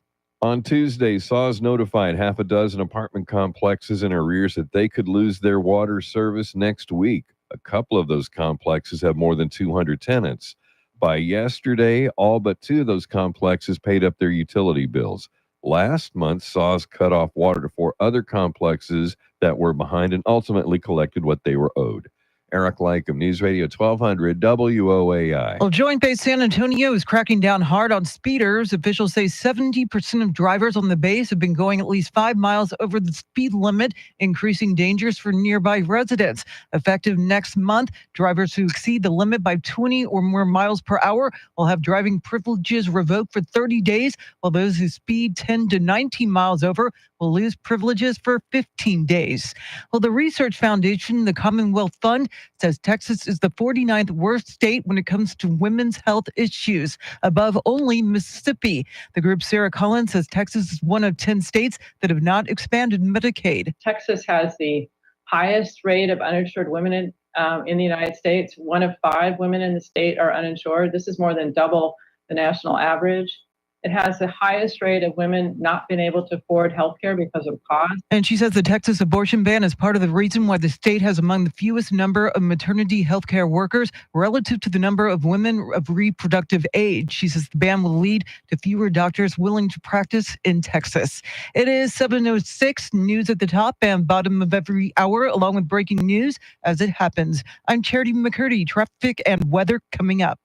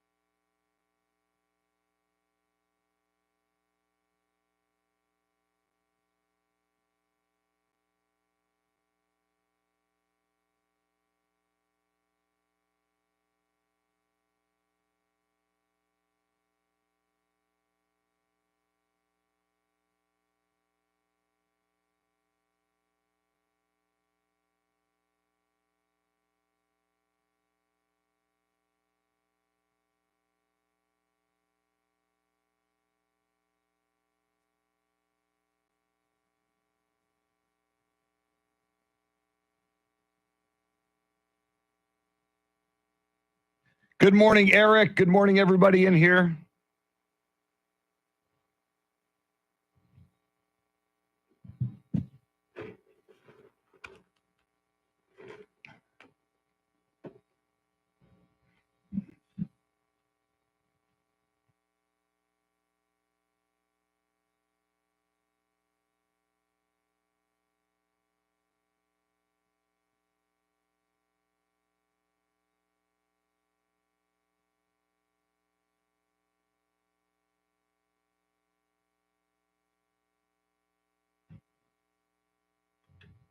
San Antonio's first news.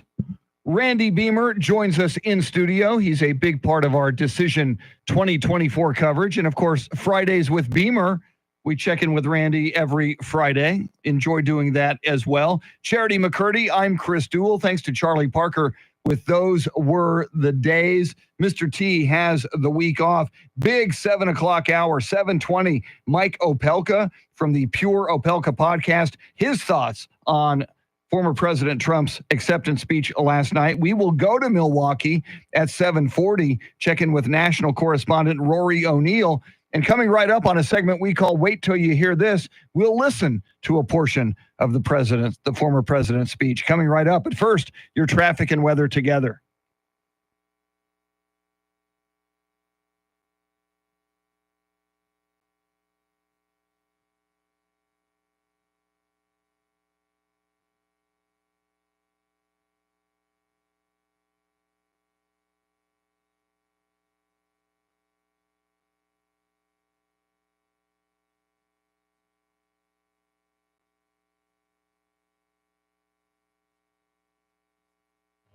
Your Weather Channel forecast, partly cloudy today, chance of afternoon showers, high in the mid-90s, overnight lows in the mid-70s. Tomorrow, mostly sunny, upper 90s for a high. Sunday, partly cloudy, high in the mid-90s. Right now, it is cloudy, 80 at News Radio 1200 WOAI.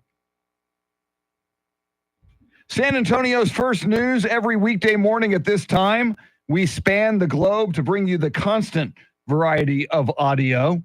And Randy Beamer, you know where that line is lifted from. Yes, sir. Yes. ABC's Wide World of Sports. Remember when Cosell, there'd be an Ali fight on a Saturday afternoon, and Cosell would be doing the play-by-play? Yes. It was tremendous. And the main thing is the skier falling off the slope. Yes. The agony of defeat. That was beautiful. Well, that's what we talk about here. It is wait till you hear this. And, of course, it has to be Donald Trump this morning, early in the speech, talking about the assassination attempt, and then we will react. Let's listen.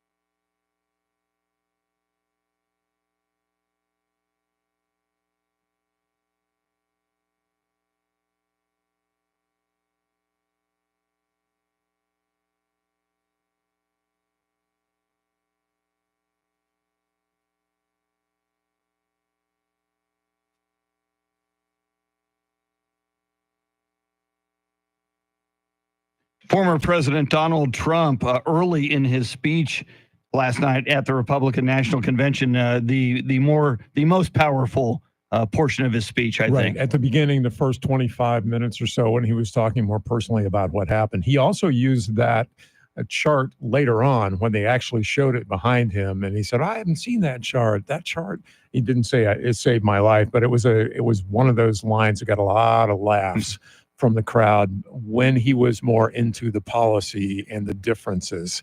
But it was the part that he spoke there that we heard. I think that was the most effective part of the speech. Most definitely. And I think a lot of people going into that RNC speech wanted to hear the former president expand on that moment, that attempt on his life. And I think he delivered.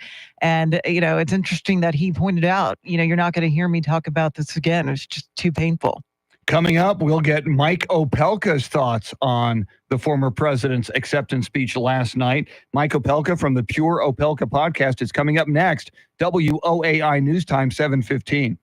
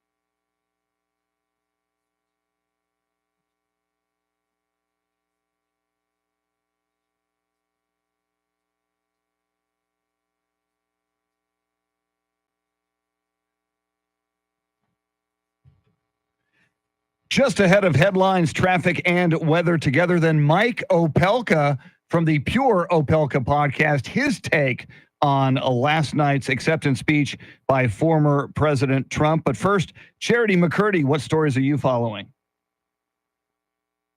Well, widespread outages are being reported in connection to an Austin-based cybersecurity firm. Donald Trump is officially the Republican Party's nominee for president, and multiple reports indicate President Biden could bow out of the race as soon as this weekend. We'll have the latest coming up. Right now, traffic and weather together.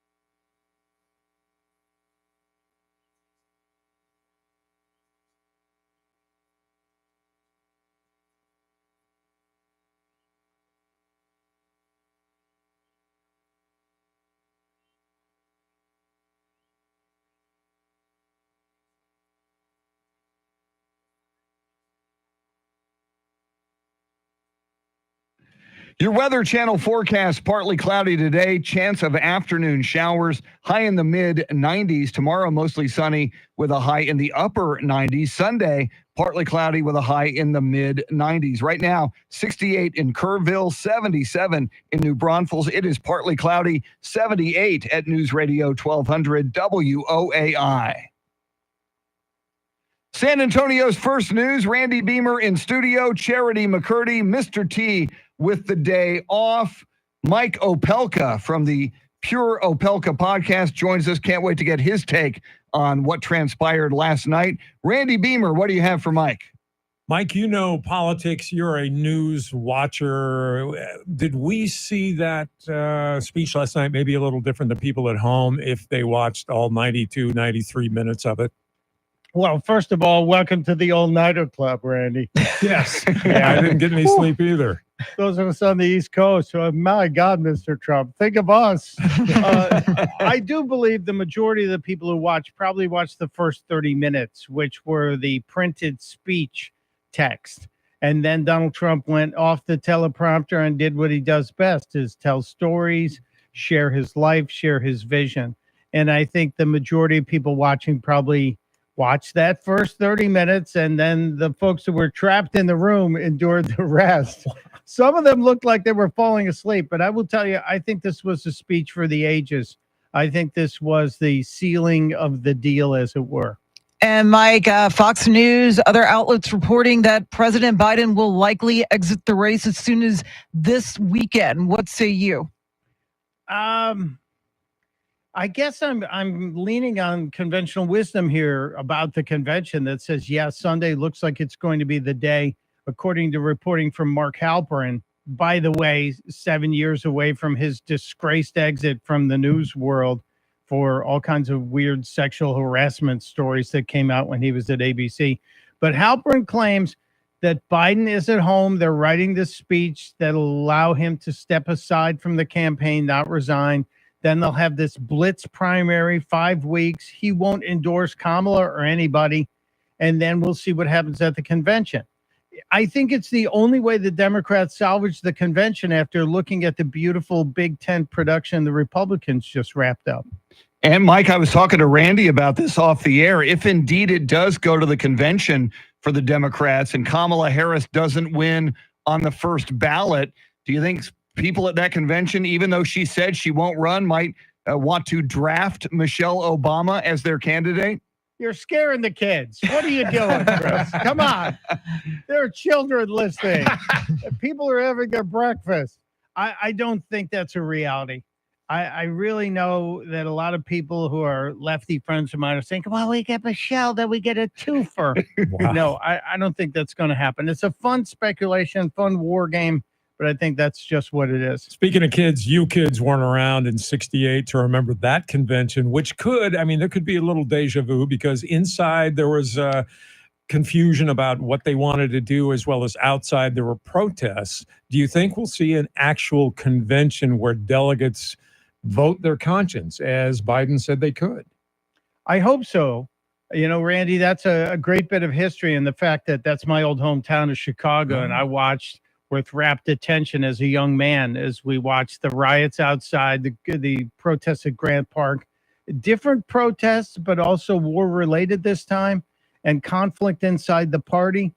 I hope the city behaves, but I also hope the delegates are given the opportunity to vote their conscience, as you said. This will show us real politics. And if Democrats are telling us, hey, we're all about democracy, right now they're looking like the party that's about to negate 14 million votes for a candidate. And Mike, I'd be remiss if we didn't ask you about the passing of television great comedian Bob Newhart. Younger generations probably know him better as Buddy the Elf's non-biological dad. Oh my God, I can't believe you went there. I know, I'm sorry. Wow. I just remember my high school government classes when the teacher was hungover, he'd pull out a Bob Newhart record and actually play Bob Newhart for us. And that's when I was delivered to the beauty of sarcasm and deadpan humor. And Newhart, a guy that stayed out of the scandal pages, but only stayed in the pages of successful, profitable productions. He truly was a genius and a king who will be missed. So true. You can get a lot more Mike Opelka from his Pure Opelka podcast. Get it wherever you get your podcast. We recommend the free iHeartRadio app. Another episode will drop this morning. You don't want to miss it. Mike is brought to us by Randy Adams Incorporated. As we roll forward, we will go to Milwaukee, site of the Republican National Convention. We'll get a report from national correspondent Rory O'Neill. Then more of your talkbacks on the free iHeartRadio app. We're asking you, how did you feel? Your reaction to former President Trump's acceptance speech last night. Randy Beamer in studio with us till 9 o'clock. Charity has everything you need to know at the bottom of the hour. WOAI News Time 726.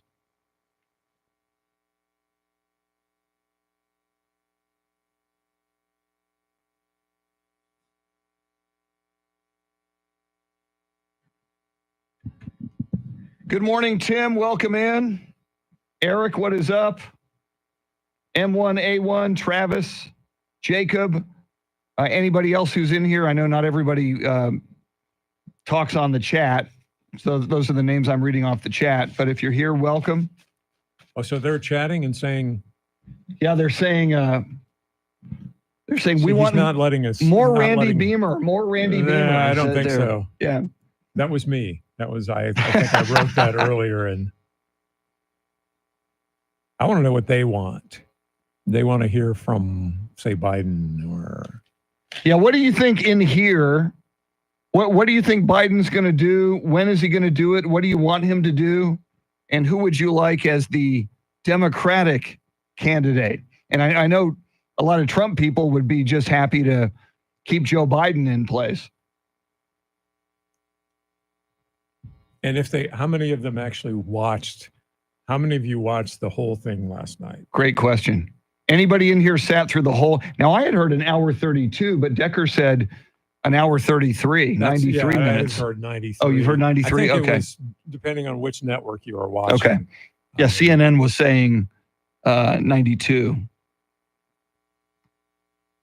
And I forgot to mention, Trump did say, the balloon drop. It's the biggest balloon drop in American history. More balloons than have ever dropped ever before. That's a pretty good. Red, white, blue, and gold. Yes. Gold that for was Trump. The line from Eric Trump that he talked about. Donald Trump built the skyline of New York and was turning the streets and neighborhoods into gold. Wow. That it's a little embellishing. Might have been a little hyperbolic. Yeah. But a little hyperbolic. And also, I think it was just, there was a little bit of Trump trying to be the novelist that J.D. Vance was. Yeah. Talking about the fading sunlight. I heard, yeah. That sounded maybe a little. J.D. helped him with that. Could line. be, yes. But it was interesting because they released the speech beforehand to the media. So Yeah. the media is looking at this speech going on and following along. And then also in the back, there's a huge teleprompter that's projected on the wall. Okay. But you never see that from the TV angle. So I remember when Bush was speaking, I mean, it's not just a teleprompter. It's like a Like a jumbotron. like a jumbotron Okay. thing that he can see. Okay. And so you can follow along with it, and then you can go, well, he's off prompter here. Yeah. So Yeah, and that's what Decker said. Decker told us yeah, he could tell after the first portion, then went off prompter yeah. a lot. That's why you didn't see people craning their necks around, but if they did, in Yeah. some places they could see that. Interesting. But they, of course, hide that. I don't want to say hide that from the TV audience. You don't want to show. Although I think it would have been interesting to see pause or the teleprompter guy. Wait, do I go back? Do I go forward? Yeah. If he has the same teleprompter guy, because you would have, it's an art form to follow him Yeah. and then not that I ever read a teleprompter. No. Randy But- did the news improvisationally, I impromptu. did. And they He, hated that. he would read the scripts before the newscast and then just do it. And just blow it out. Yes. Never before in the history of man is an The most anchor. fabulous, Now, most articulate newscasts ever. how many people do their own Donald Trump impersonation out there? That's what That you would should be great radio. You should do that on the Give us your on the best app. Trump. Yes. I like that. Either on the radio, but it's better because if they were visual, have them send them to us. Right. Shoot a video. I like that a lot for a prize. I can see that. Yeah. Here comes Charity McCurdy. We'll back away and come for the chopped liver, stay for the eye candy. The eye candy is Charity McCurdy and Randy Beamer. Yeah. Oh, So, sorry. Bad candy. Here we Melted. go.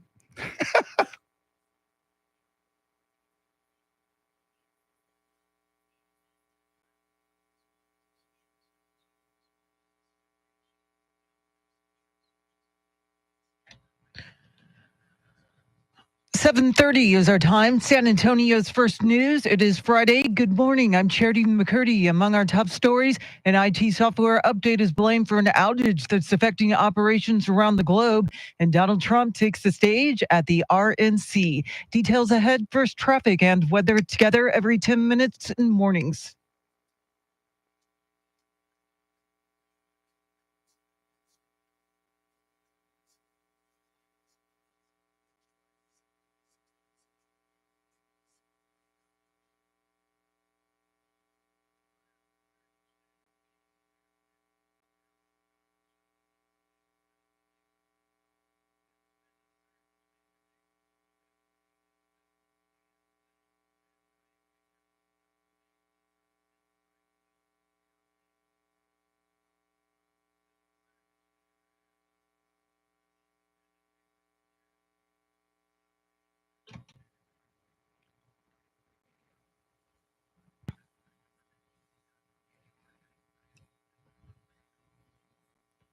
Your Weather Channel forecast for this Friday, partly cloudy, could see a stray shower or storm, a high in the low 90s. Tonight's low 73, right now 78 degrees.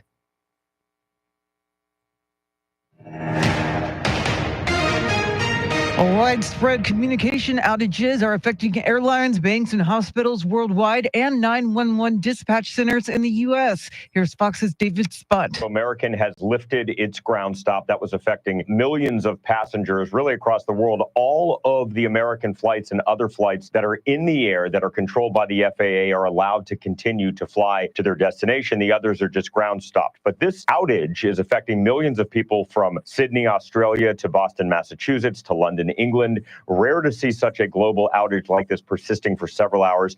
We have calls to the FBI to see what's being done here. But as we can tell, this is strictly software related, and it appears things are improving at some airports. This is related to a communication system that runs check-ins at airports, keeps flights on time, and banks running. It appears to be down. And the Austin-based software company CrowdStrike said it is not a cyber attack. Keep it here for the very latest. Former President Trump became the GOP presidential nominee for the third time in 8 years. Fox's Kristen Goodwin has more on Decision 2024. Former President Trump taking the stage at the Republican National Convention days after the attempt on his life. Despite such a heinous attack, we unite this evening more determined than ever. I am more determined than ever, and so are you. So is everybody in this room. Accepting the party's presidential nomination, returning to calls to secure the southern border and battle inflation and crime. It's a massive invasion at our southern border that has spread misery, crime, poverty, disease, and destruction to communities all across our land. But also discussing unity, confidence, strength, and hope. From the RNC in Milwaukee, Kristen Goodwin, Fox News. And other speakers at the RNC included professional wrestler and entertainer Hulk Hogan. All you criminals, all you lowlifes, all you scumbags, all you drug dealers, and all you crooked politicians need to answer one question, brother. What you gonna do when Donald Trump and all the Trumpomaniacs run wild on you, brother? At one point during his speech, Hogan ripped his shirt off to reveal a Trump-Vance sleeveless shirt. Meantime, key Republican senators are telling their party not to get complacent. If reports are true, President Biden will step aside in the presidential race. The reports about the president stepping aside made their way to Media Row at the Republican National Convention. Texas Senator Ted Cruz. I think it is going to change this race. I believe the Democrat nominee will be one of two people. It will either be Michelle Obama or Kamala Harris. Florida Senator Marco Rubio warned a ticket with Vice President Kamala Harris at the top could take the Democratic platform further to the left. Biden was a figurehead for leftist policies, radical left-wing policies. Kamala Harris is a legitimate left-wing political person. Both say Republicans can't let up for the next 3.5 months. In Milwaukee, I'm Rob Dawson. San Antonio police are investigating a one-vehicle accident that killed a person and injured another yesterday afternoon. Investigators say a flatbed truck was westbound on Loop 1604 when it hydroplaned, hit a road sign, and rolled over. The driver died at the scene. The passenger had to be extracted from the truck and was hospitalized in critical condition. Police say the road surface was wet because it was raining when the crash happened. And heads up, another big highway closure is happening this weekend. Last month, TxDOT announced they would tap the brakes on any major closures for the I-10 Loop 1604 interchange, but apparently that was an optimistic projection because too much work is yet to be completed. Beginning tonight at 9 p.m. until Monday at 5 a.m., I-10 east and westbound lanes and the collector distributor at Loop 1604 will be closed. The frontage roads of Loop 1604 will also be closed, as well as all 4 cloverleaf ramps. The eastbound ramp to I-10 eastbound will also be closed. Drivers are advised to avoid the area. The next round of closures is slated for mid to late August. Eric Lycum, News Radio 1200 WOAI. The San Antonio water system is threatening to shut off water service to 2 apartment complexes because of unpaid debt. SAWS alerted the tenants of 6 apartment complexes that their water may be shut off next week. 2 of the complexes had more than 200 units. By yesterday, all but 2 of the complexes had paid the utility what they owed. SAWS cut off the water last month to 4 complexes that were behind on their payments and ultimately collected. It is 7:37. Traffic and weather together in a minute, but first, check of your money and the world of business. Ed Corey is live at the Bloomberg News Desk.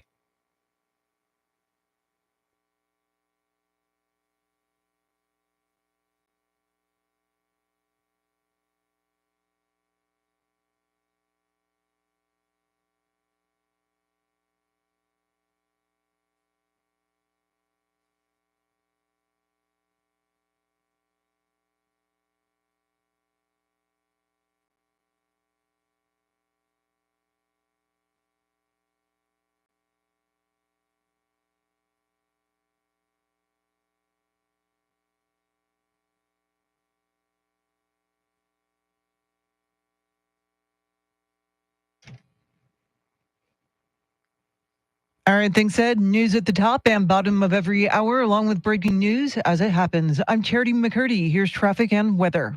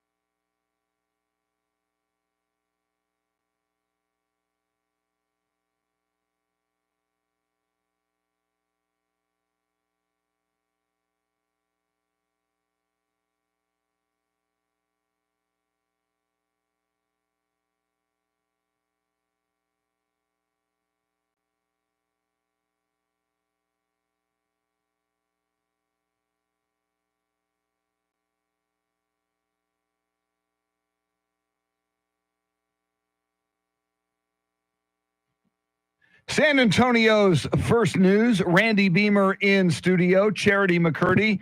I'm Chris Duell. Of course, the big story is reaction to former President Donald Trump's acceptance speech yesterday. Let's talk about that. In fact, let's go to Milwaukee, site of the Republican National Convention, where national correspondent Rory O'Neill is standing by. Randy, what do you got for Rory?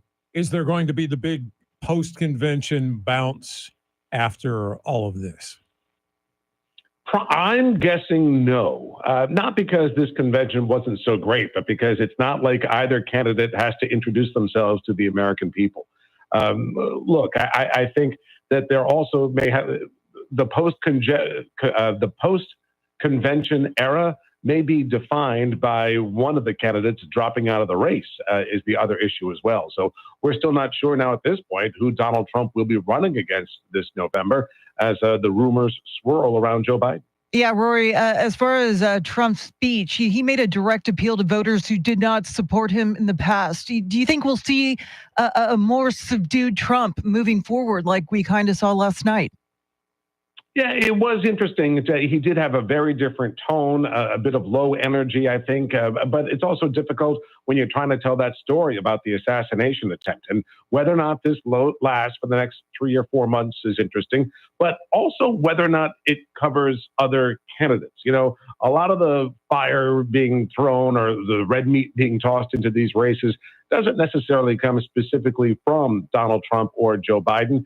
In many cases, it's others down ballot. So does their tone change as well? Because if it's just one voice, it may not be enough to really direct the herd.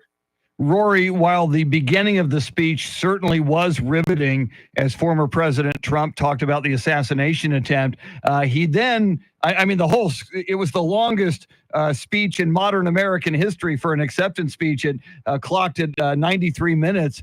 Did the audience in the Fiserv Forum stay with him the whole way, or in the final half hour, did they get a little restless?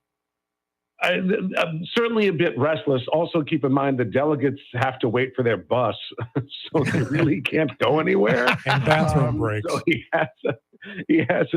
So, you know, look, the concourse area was certainly filling up with people, but they were all wanted to stay for the end, for the balloon drop, and have that experience. So, you know, you didn't see people ducking out early, really. But to your point, the speech really did have 3 different sections. There was sort of the first 20 minutes, which was about what happened last Saturday, another 20 minutes, really almost of acknowledgments, thanking people like Lee Greenwood and Kid Rock. And then the last, 20 minutes or so got back to, you know, trying to wrap things up and motivate the crowd. But there was so much testosterone spilled on the stage beforehand with Dana White and Hulk Hogan and Kid Rock. The only thing missing was a monster truck. So when he came out and sort of flatly, quietly told the story of Saturday, it just seemed like it was a jarring contrast. And it seems like at the conventions that I've been to over the years, it's a show on stage, but behind the scenes, it's also tryouts for the next convention and the next generation of leadership. What did you see and feel about that? Well, I was also laughing when everyone says it's the longest speech. I didn't go back to check how long Bill Clinton's speech was. Yeah. Remember, when Bill Clinton was just governor of Arkansas and a nobody, he gives this hour-long rambling speech that is mocked and criticized and is the punchline of so many Johnny Carson jokes. Clinton appears on Johnny Carson, still as governor, no presidential ambitions, goes on Carson to make fun of the fact that he had this rambling speech. And I think 4 years later, you know, he ended up being the Democratic nominee. So these speeches, Barack Obama came out of nowhere with a convention speech. We can find, you know, that future star in some of these speeches. And Rory, J.D. Vance will be joining Trump on the campaign trail for the first time in Michigan this weekend. And that's notable because this appearance will be just a week after that assassination attempt. Yeah, pretty remarkable. It will be an indoor setting for this rally with the full ticket together, Trump and Vance in Grand Rapids. And it'll be interesting to see how things are a little bit different if they are changed significantly. But look, J.D. Vance is going to be spending an awful lot of time in the Midwest for the next 4 months.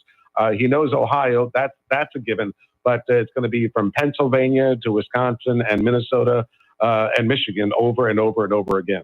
Great reporting all week long from the Republican National Convention in Milwaukee from national correspondent Rory O'Neill. As we roll forward, we'll hear from you, your talkbacks, your impressions of last night's speech. What does it mean, and how the demeanor of former President Trump might change moving forward with kind of a lighter tone, a softer tone to much of the speech last night. Lots more coming up. Randy Beamer in studio with us till 9 o'clock. News Radio 1200 WOAI News Time, 745.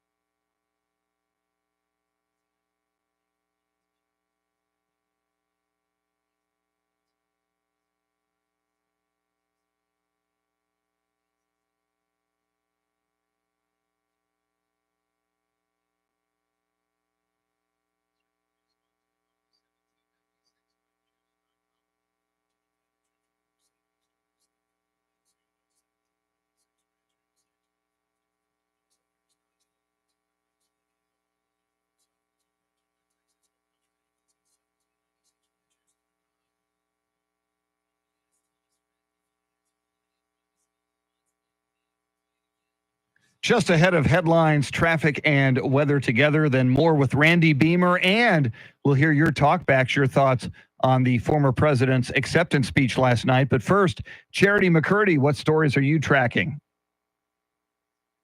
Well, major airlines have had to issue global stops due to an outage that's linked to an IT software update. Former President Trump delivered a message of unity while also attacking Biden policies during his RNC speech.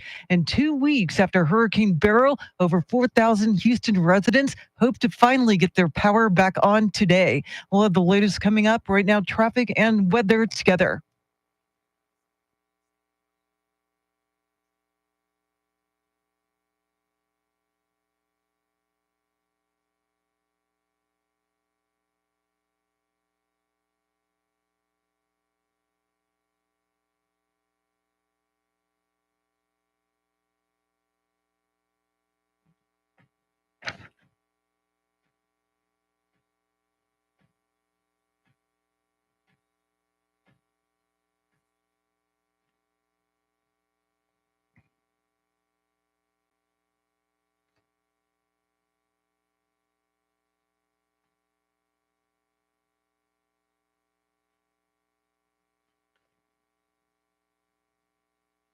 Weather Channel forecast, a chance of afternoon showers under partly cloudy skies today with a high of 94. Overnight lows in the mid-70s. Tomorrow, mostly sunny, high in the upper 90s. Sunday, partly cloudy, high in the mid-90s. Right now, 79 in Alamo Heights, 77 at the Pearl, partly sunny, 78 at News Radio 1200 WOAI.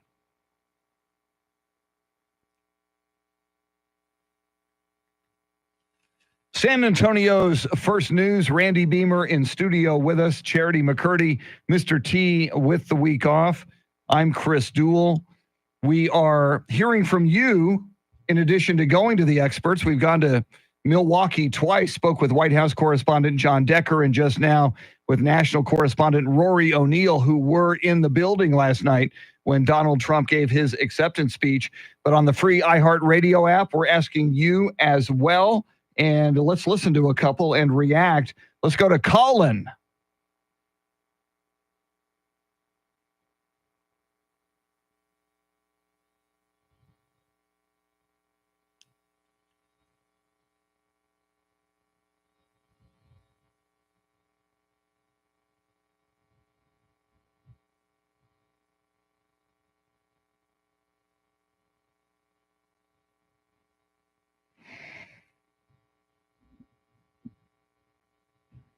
Yeah, Randy, we talked about that earlier in the week. What an iconic photograph that is. And you have to remember when Reagan's campaign people talked about no matter what you say or hear on TV, 90% of the message is visual. And they're going to be replaying that over and over. But also last night, they talked about how everyone is unified there in the party, but you didn't see or hear the word rhino. The Republican in name only. There was a whole faction of the party not there, although you can't imagine that any of those people are going to vote for a Democrat, whoever it is, whether they're going to be a strong supporter of Trump or not. But behind the scenes of that convention, you know that they're looking at 4 years from now. The Illinois delegation was split recently, trying to figure out if they want to be rhinos or not. We've had remember the Republican primaries here were split. I mean, there was all kinds of infighting, millions spent in congressional races. So as much as we see that they're unified now, and they're definitely unified more than the Democrats, you have to wonder down the road, long term, how much can that unity, how long can it last? What do you think, Charity? Well, is unity here to stay in the Republican Party? You know, I think a lot will hinge on the joint campaign appearances with J.D. Vance and Trump's beginning this weekend in Michigan. I think if Trump continues that message of unity, I think he tends to go off script. And at the same time, I think his loyal supporters expect that certain level of Trump punchiness, and they want to see that. Maybe not as long-winded as he was last night, but I think they appreciate both sides of the former president. Let's listen to another talk back. Let's listen to Sherry.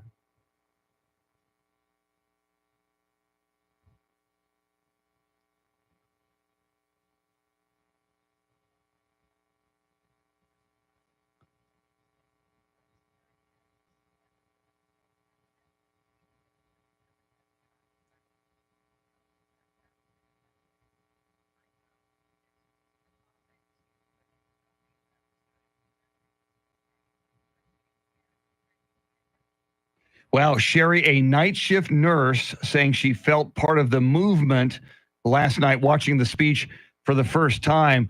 Randy and Charity, I was watching some of the analysis after the speech, and Van Jones on CNN was talking about, in the Republican Party, this really is a movement. It's not just a candidate, Donald Trump, it's a movement. And his point was, he said, Democrats, you better be ready because it's harder to defeat a movement than it is a single candidate. Yes, and at least they have a single candidate as well. It, they have such momentum. The base, as we call it, is so devoted to him, and it's all Trump right now. It is going to take a lot more work than 4 years ago for Democrats to defeat that. I think, although, we didn't hear a lot about or anything about abortion, we didn't hear about women's issues. So if the Democrats, we heard a lot about the border, if the Democrats, I don't want to say are smart, but they could go into that, lean into that as they did in 2022 and be successful.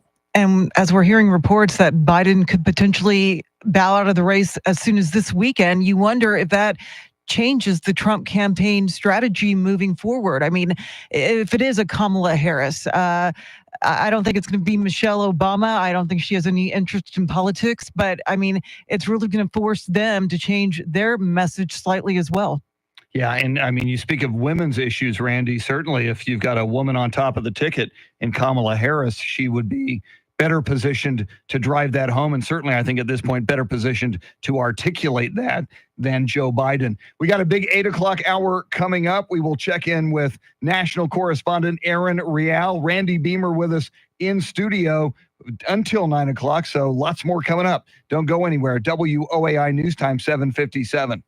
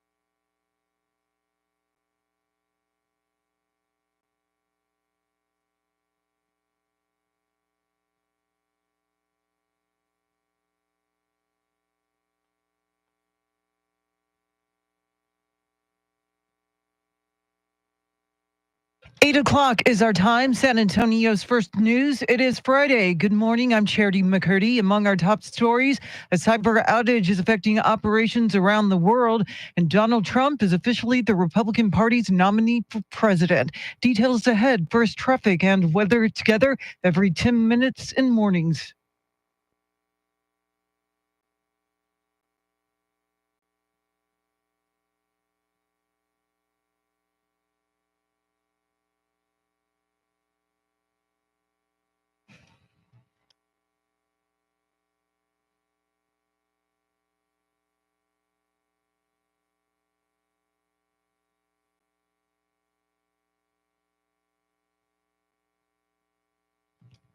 Your Weather Channel forecast for this Friday: partly cloudy, stray showers, storm possible, a high in the low 90s. Tonight's low around 73. Get a move on. It is 78 degrees.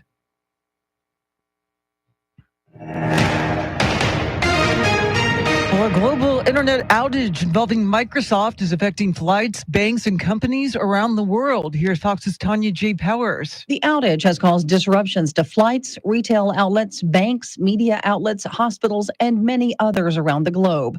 And the technology company at the heart of it says it's not a cyber attack or security incident. It affects Microsoft. And cybersecurity company CrowdStrike says there was a problem with a content update for Windows hosts and that they're working to fix it.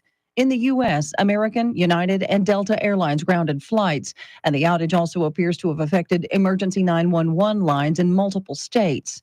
In Paris, it's delayed the arrival of some Olympic athletes, and Britain's National Health Service says it hit the patient record system there. In New York, Tanya J. Powers, Fox News. As our Decision 2024 coverage continues, former President Trump took the stage at the Republican National Convention in Milwaukee last night, describing the moments after he assured the crowd he was okay after that assassination attempt nearly took his life in Pennsylvania.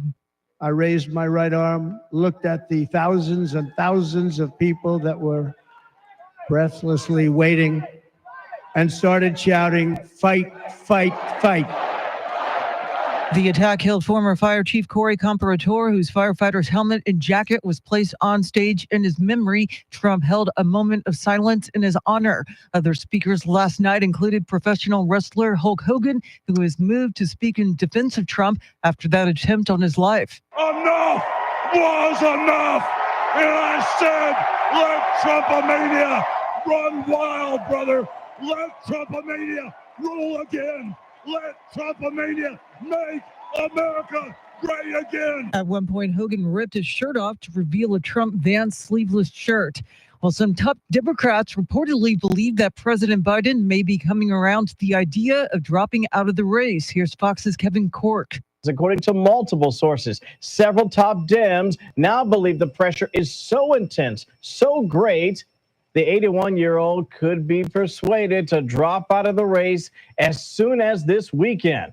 And while Mr. Biden is self-isolating with COVID and remains publicly dug in, privately, apparently he's resigned to the fact that there's not only mounting pressure, there are bad polls and an untenable amount of scrutiny on his age, making it impossible to continue the campaign. Now, behind the scenes, according to Axios, top leaders in the party want you to give it up, including former President Obama. Meantime, the investigation continues into the shooter who attempted to kill Trump at his rally as new videos are being released. Here's Fox's Brian Yennis. New video shows the shooter, Thomas Crooks, lurking outside the rally an hour before he tried to assassinate the former president. We're told at this point, police identified him as a person of interest for wearing a backpack and holding a golf rangefinder, which measures distances. But Crooks was not yet considered a threat at that time. According to several lawmakers briefed, 19 minutes before the first shots were fired, Crooks was identified as suspicious, and then the search commenced. A Secret Service source tells Fox that the shooter had his AR-15 style gun somewhere hidden before the rally began. Investigators are still trying to determine a motive. San Antonio police say data shows nearly 19,000 car thefts were reported in the city during a recent 12-month period. The thefts were reported in all parts of the city between May 1st of last year and May 1st of this year. An undercover detective says most of the thefts took place because people left their cars unlocked, often with the keys inside. Well, SAW says they will cut water to a pair of apartment complexes due to unpaid bills. On Tuesday, SAWS notified half a dozen apartment complexes in arrears that they could lose their water service next week. A couple of those complexes have more than 200 tenants. By yesterday, all but 2 of those complexes paid up their utility bills. Last month, SAWS cut off water to 4 other complexes that were behind and ultimately collected what they were owed. Eric Lycum, News Radio 1200 WOAI. Well, the lights are still coming back on in the Houston area 2 weeks after Hurricane Beryl. Just over 4,000 customers are still waiting for service to be restored. CenterPoint Energy says it expects all customers will have the lights back on sometime today. And legendary sitcom star and comedian Bob Newhart has died at the age of 94. I was going to take the elevator up to his head, sir, but see, my jurisdiction only extends to his navel. You don't care what I do, just get the ape off the building. That's Newhart doing his famous one-sided phone call bit on King Kong. Newhart was the star of the Bob Newhart Show, playing a Chicago psychiatrist, and of Newhart, playing a Vermont innkeeper. He won the Mark Twain Prize for American Humor in 2002. It is 8:06, news at the top and bottom of every hour, along with breaking news as it happens. I'm Charity McCurdy. Traffic and weather coming up.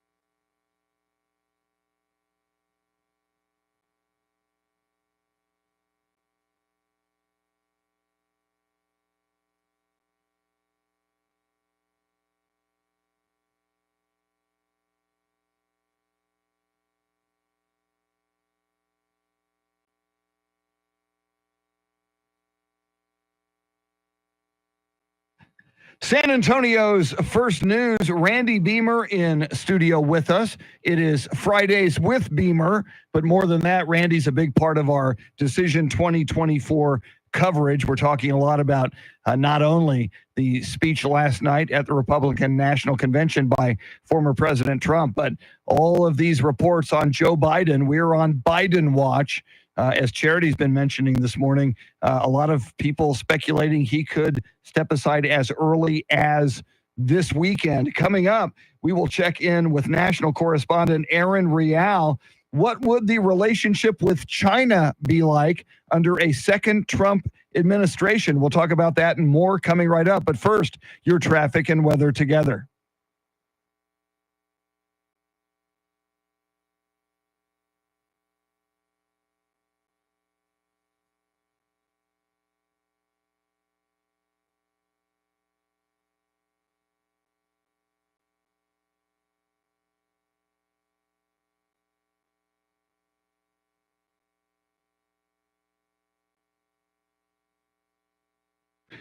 Your Weather Channel forecast: partly cloudy today, chance of afternoon showers, high in the mid 90s, overnight lows in the mid 70s, mostly sunny tomorrow, high in the upper 90s. Sunday, partly cloudy with a high in the mid 90s. Right now, 78 in Leon Valley, 77 at Fort Sam Houston, partly sunny, 78 at News Radio 1200 WOAI.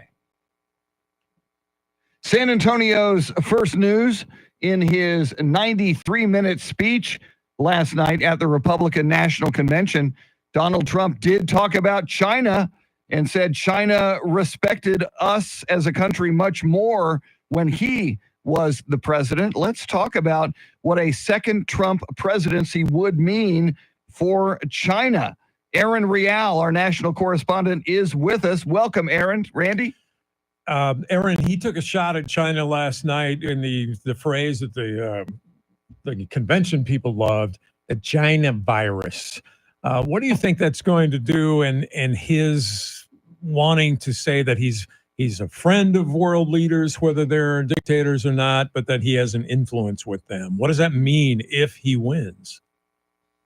So it's hard to determine always what Trump means when he says things. Like he's bellicose by nature, and he often says things that actually end up to be not completely true. But we do know that his plan is for 60% tariffs on Chinese goods. This would obviously be bad for China, but a lot of economists believe that this would be bad for the global macro economy. Listen, his running mate, J.D. Vance, told Fox News in his first interview since he was selected by Trump that instead of war in Ukraine, China was the real issue and they posed a much bigger threat to the U.S. Now, here's the thing. Trump has a tendency to be a negotiator by nature. This is not necessarily a bad thing, but he likes to set the bar low and then kind of set the price low and work up from there, which is what he might be doing with the 60% tariff also. And I think this is really important, and not enough people are talking about it.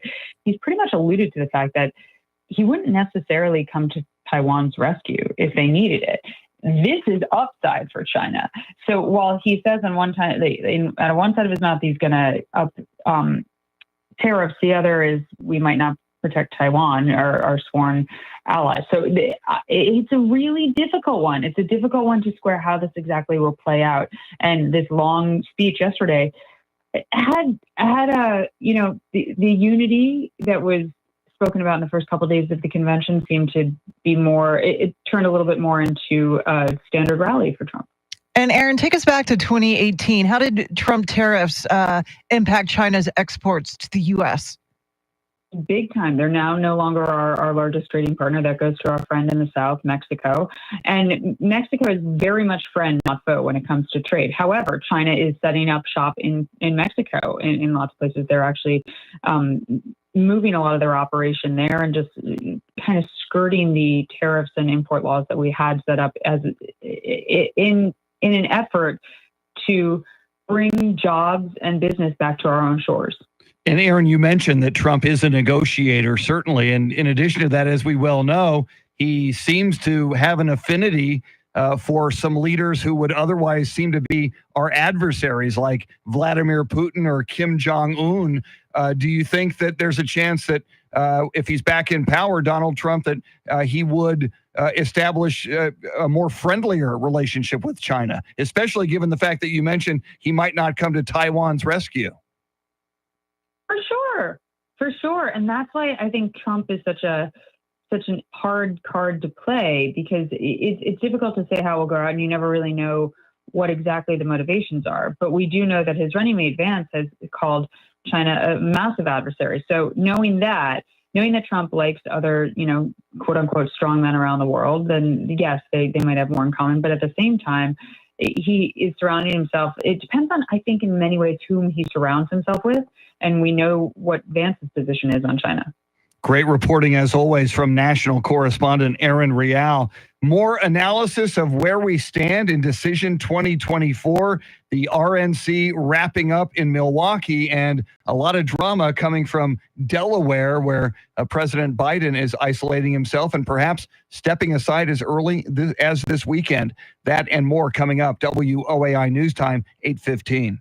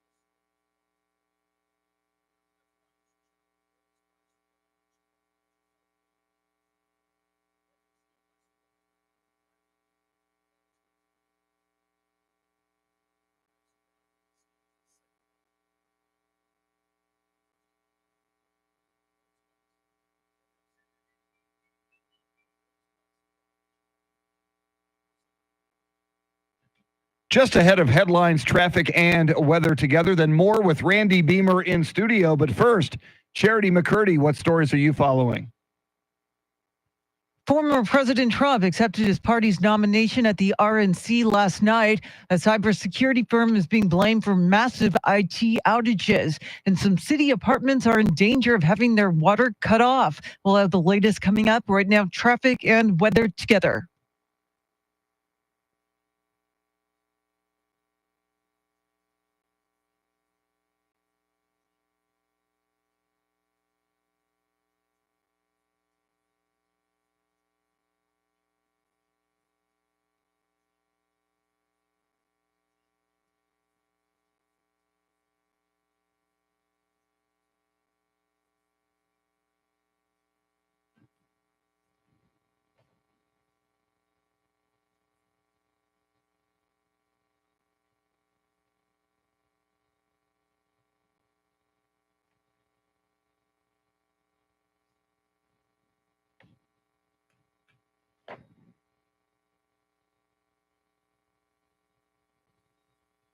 Weather Channel forecast, partly cloudy today, chance of afternoon showers, high in the mid-90s. Tomorrow, mostly sunny, high in the upper 90s. Sunday, partly cloudy with a high in the mid-90s. Right now, 72 in Kerrville, 77 at the Snake Farm, partly sunny, 80 at News Radio 1200 WOAI.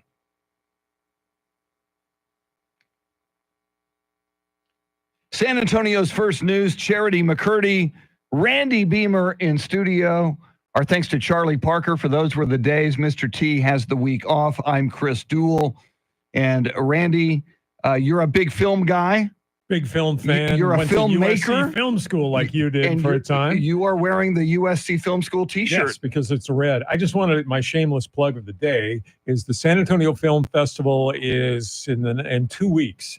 And I put together a documentary last year on Jesse Trevino, and it will be shown 2 weeks from today. I believe it's in the morning, 10 o'clock, because there's dozens, if not a couple of hundred this year, films. So go online, search for San Antonio Film Festival, and it is better and better every year, and we see some great films. So support San Antonio filmmakers and other filmmakers when you can, because maybe in a few years, they'll put together a documentary on the Republican convention, which is quite dramatic, or the Democratic convention as well, which could be quite dramatic. There will certainly be one on the 2024 race with so much drama. I do want to, I know a lot of our listeners know who Jesse Trevino is, the artist. but for people who, give us a little bit about his background for people who may not know. The Cliff Notes version is he was born poor in Mexico, raised poor out of a family of 12 on San Antonio's west side.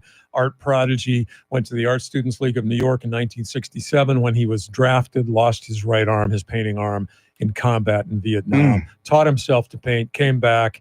His work is in the Smithsonian, as well as you probably know him for the big tile mural on the side of Christus Children's Hospital downtown. Fought cancer twice.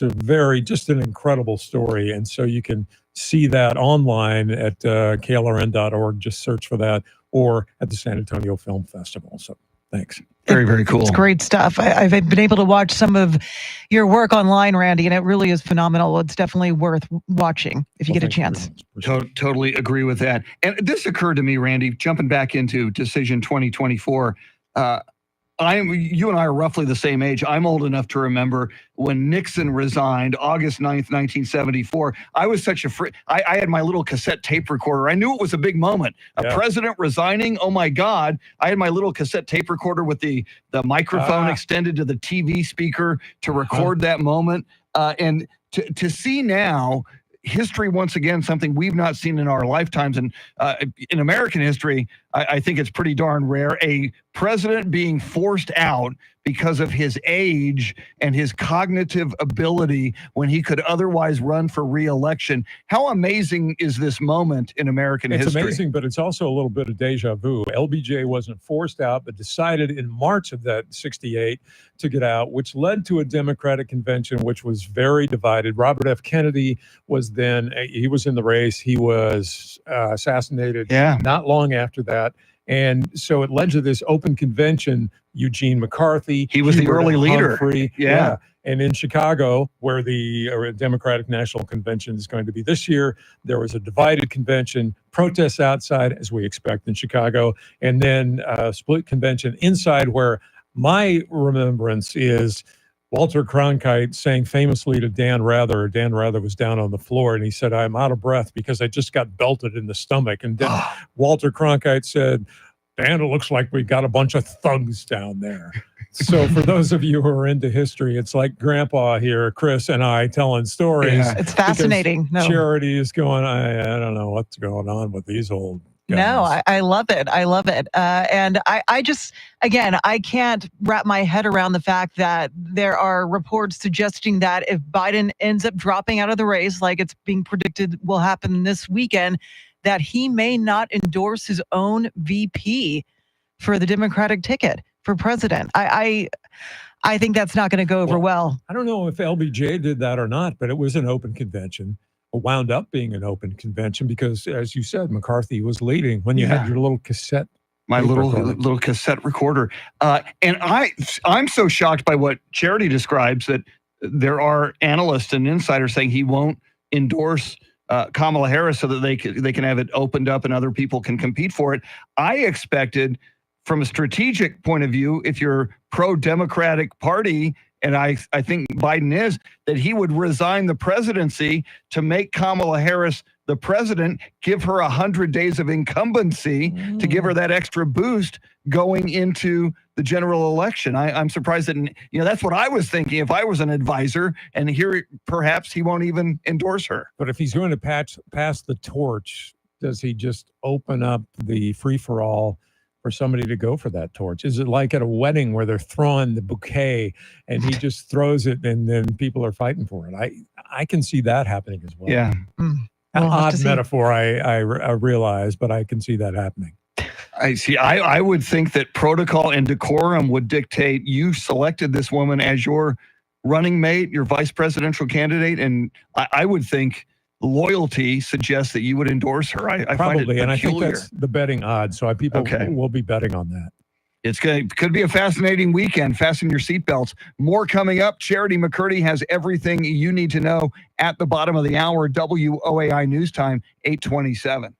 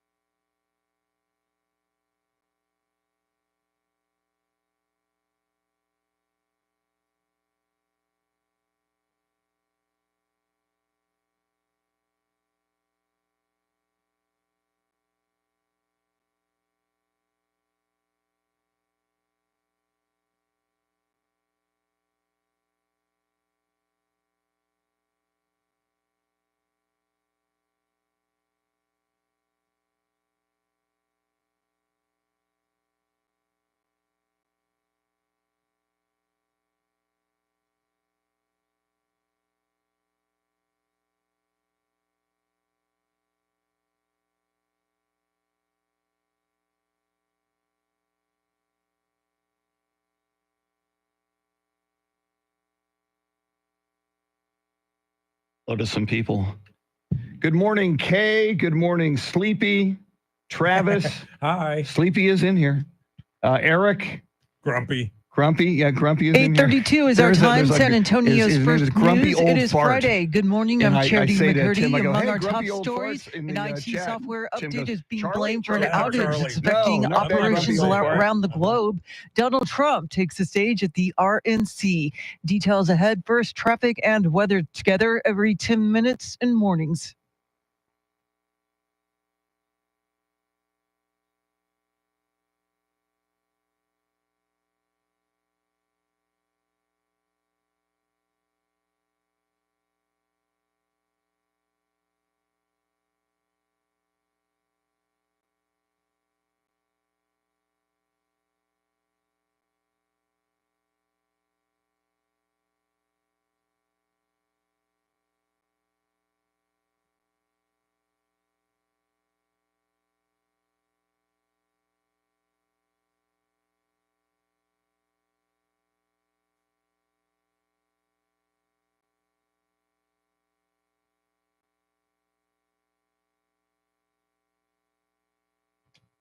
Your Weather Channel forecast for this Friday: partly cloudy, stray shower or storm possible, a high in the low 90s. Tonight's low 73. Right now, we're at 80 degrees.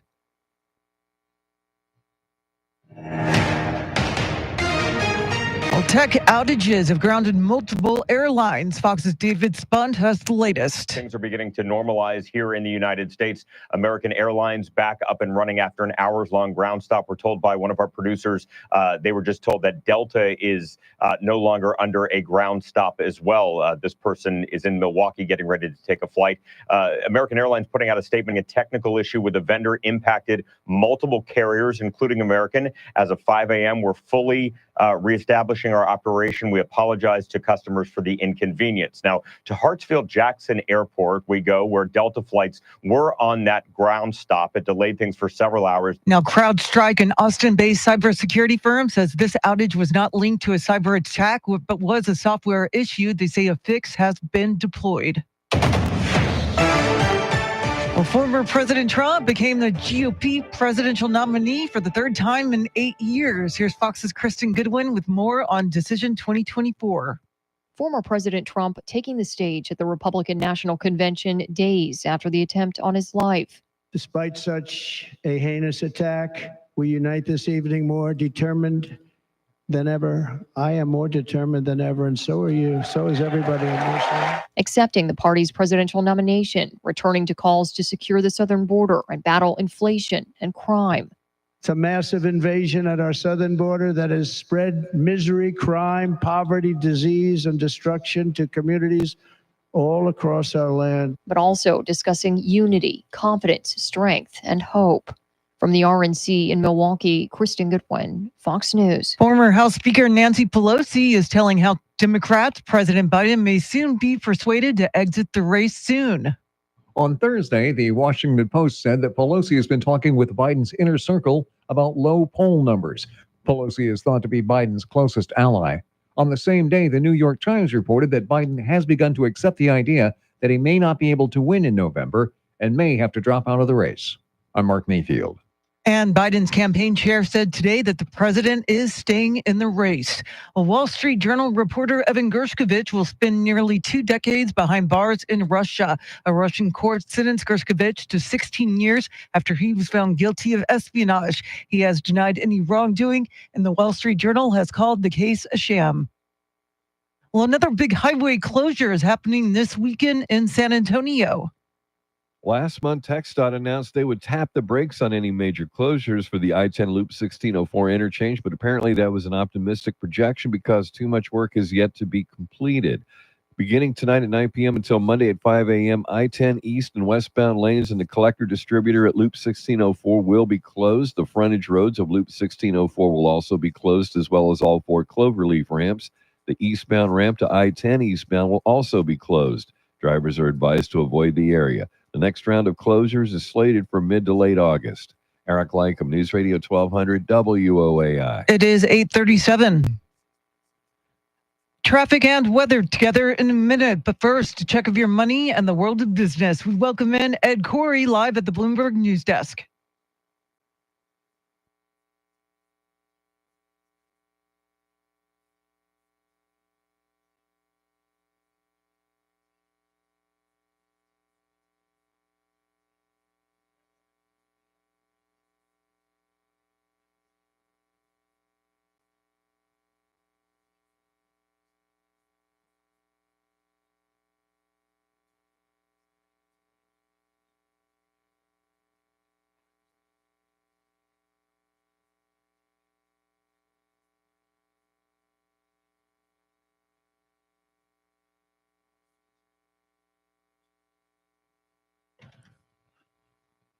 All right, things said, news at the top and bottom of every hour, along with breaking news as it happens. I'm Charity McCurdy. Here's traffic and weather.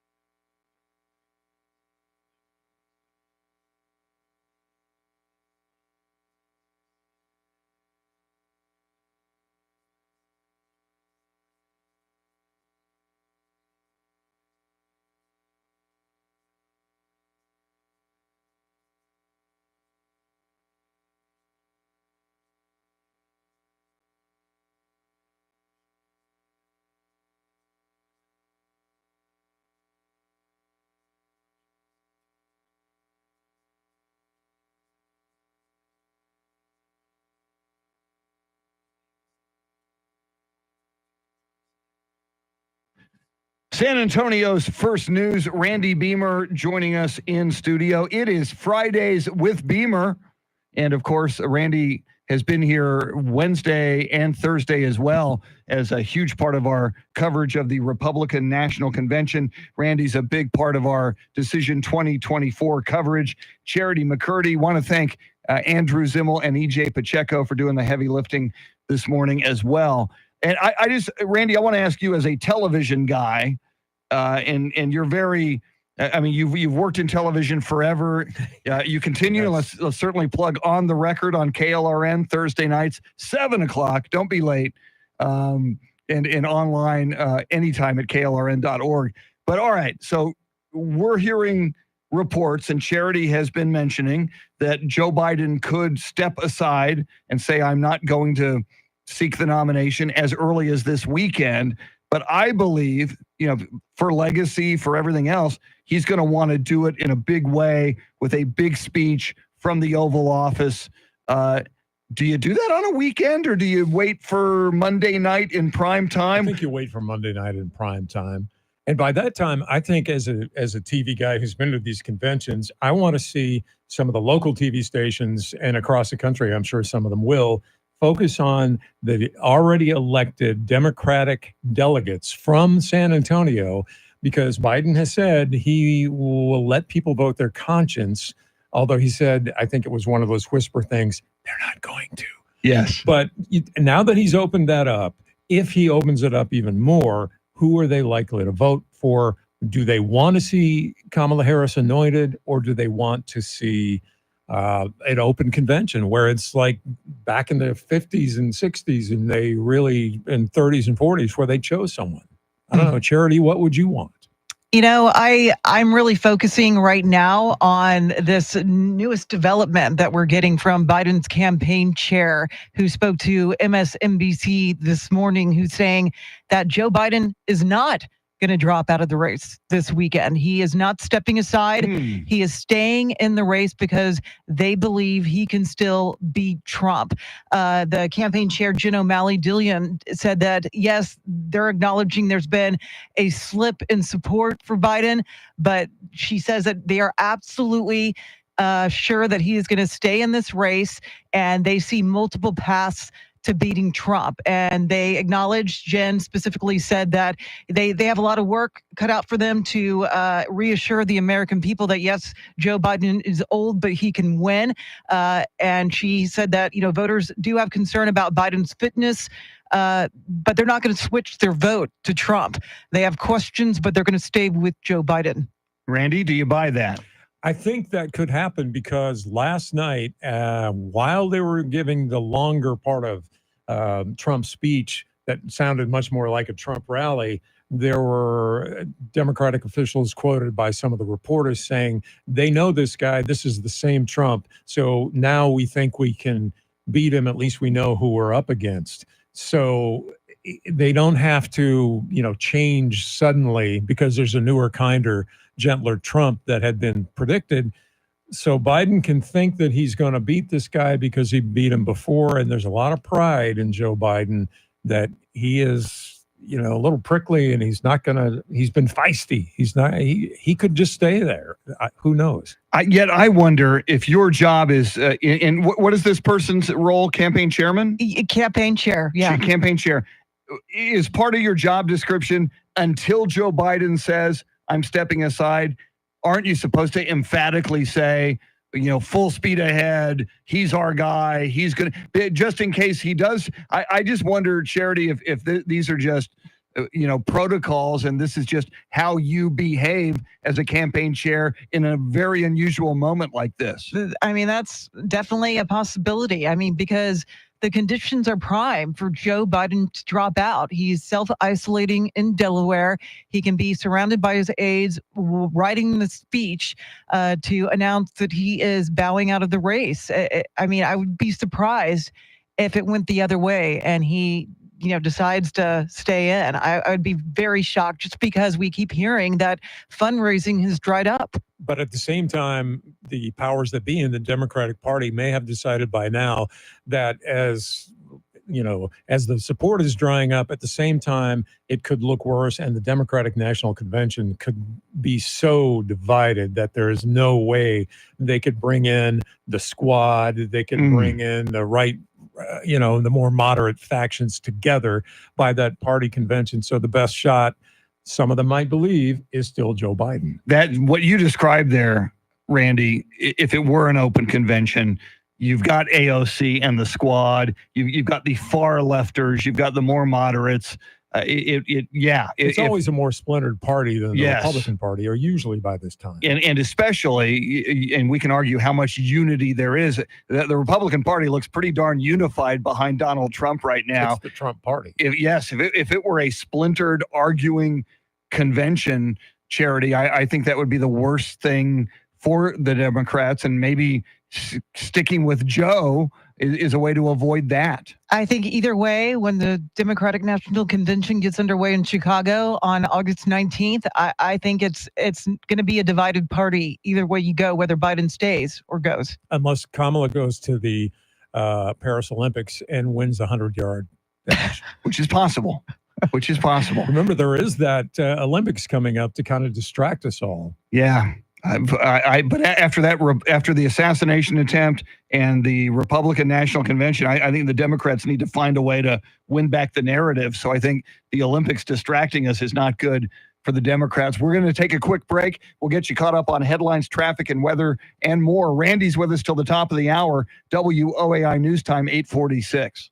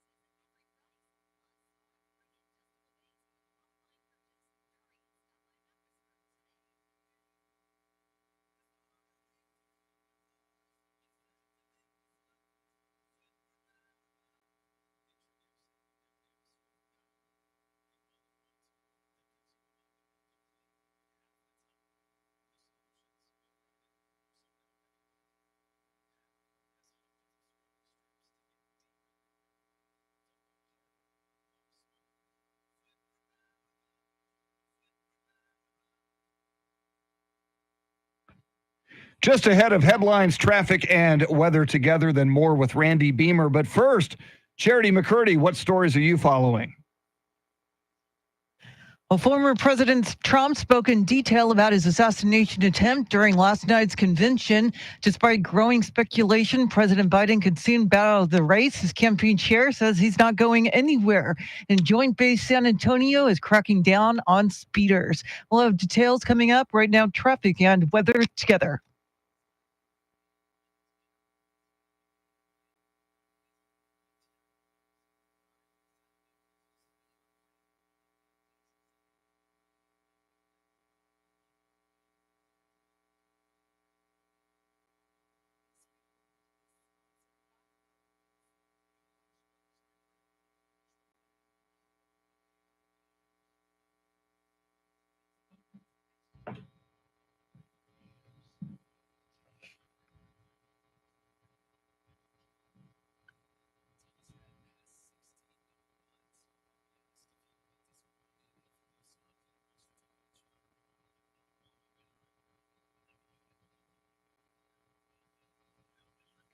Weather Channel forecast, partly cloudy today, chance of afternoon showers, high in the mid-90s.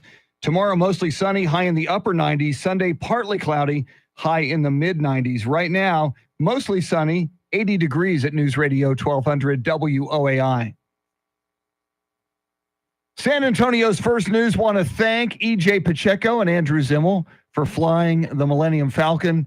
And Randy, Andrew Zimmel's prediction to us during one of the breaks that Biden would resign by 8:30 this morning. Andrew's off on that. Lost that bet. Yes. Now I said Monday, and you said later than later in the Monday. week or Monday by then, because I think it has to be a big planned event announced by his campaign if it happens, because he would want to own that. He would want to take control of how it would be announced. So I don't think it'll be dumped over the weekend.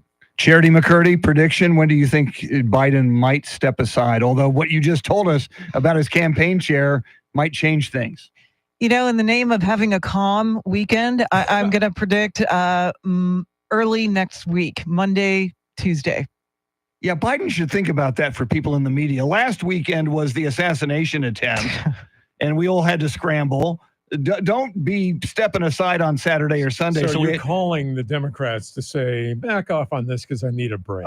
Yes. Last weekend, none of us got much rest with the assassination attempt. Not selfishly worried about this at all. Not at all. Can we have a calm weekend, please, for America? For America? To unite the country behind taking a break. Can we all just have an adult beverage and ease on down the road? I don't know. This could be one of those long things that they really have to convince him.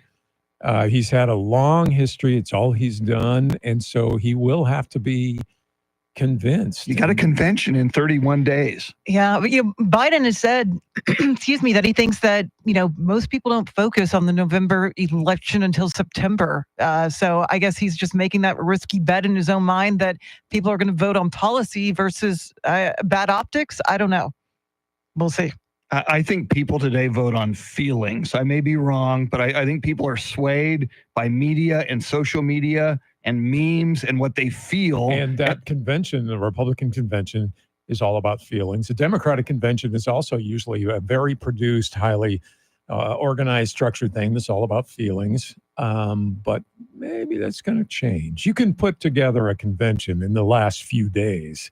So if it changes, if they come up with a plan, we could still see a pretty, I don't want to say unified, but a cosmetically enhanced convention by the time, even if it's, divided before then. Very well put. Cosmetically enhanced. I like it. Very nice. Sorry. Randy, spectacular contributions from you on Monday. You were with us 4 out of 5 days. You were with us Monday, Wednesday, and Friday, knocking it out of the park. We appreciate it. Yes, thank you. Thank you. I love your sarcasm. No, Although he's the most trusted man in San Antonio. I just Randy invented Beamer. a word that I wanted to copyright and trademark: snarkasm. Does a hanky have the snark? I and the say that with no sarcasm? snarkasm You are whatsoever. So snarkastic. Walter Cronkite was the most trusted man in America. Randy Beamer is the most trusted man in San Antonio. We're going to get you blood tested for alcohol. I'm going to make T-shirts. I'm going to make Randy Beamer T-shirts. All right. We've got Glenn Beck coming up in a few moments. Before that, Charity McCurdy with everything you need to know here at the top of the hour. Right now, your Sean Hannity Morning Minute. Adios to the people online. Kay, Travis, Jacob, Sleepy, Eric. Adios. She was a longtime producer there at. Oh, real? Oh, you know her. Okay. Yeah. So what, is she leaving? Is that? She's leaving. That looks like a farewell. She's pushed out because of money. Because she's. Oh, no. I don't Yeah. see that. That would suck. Or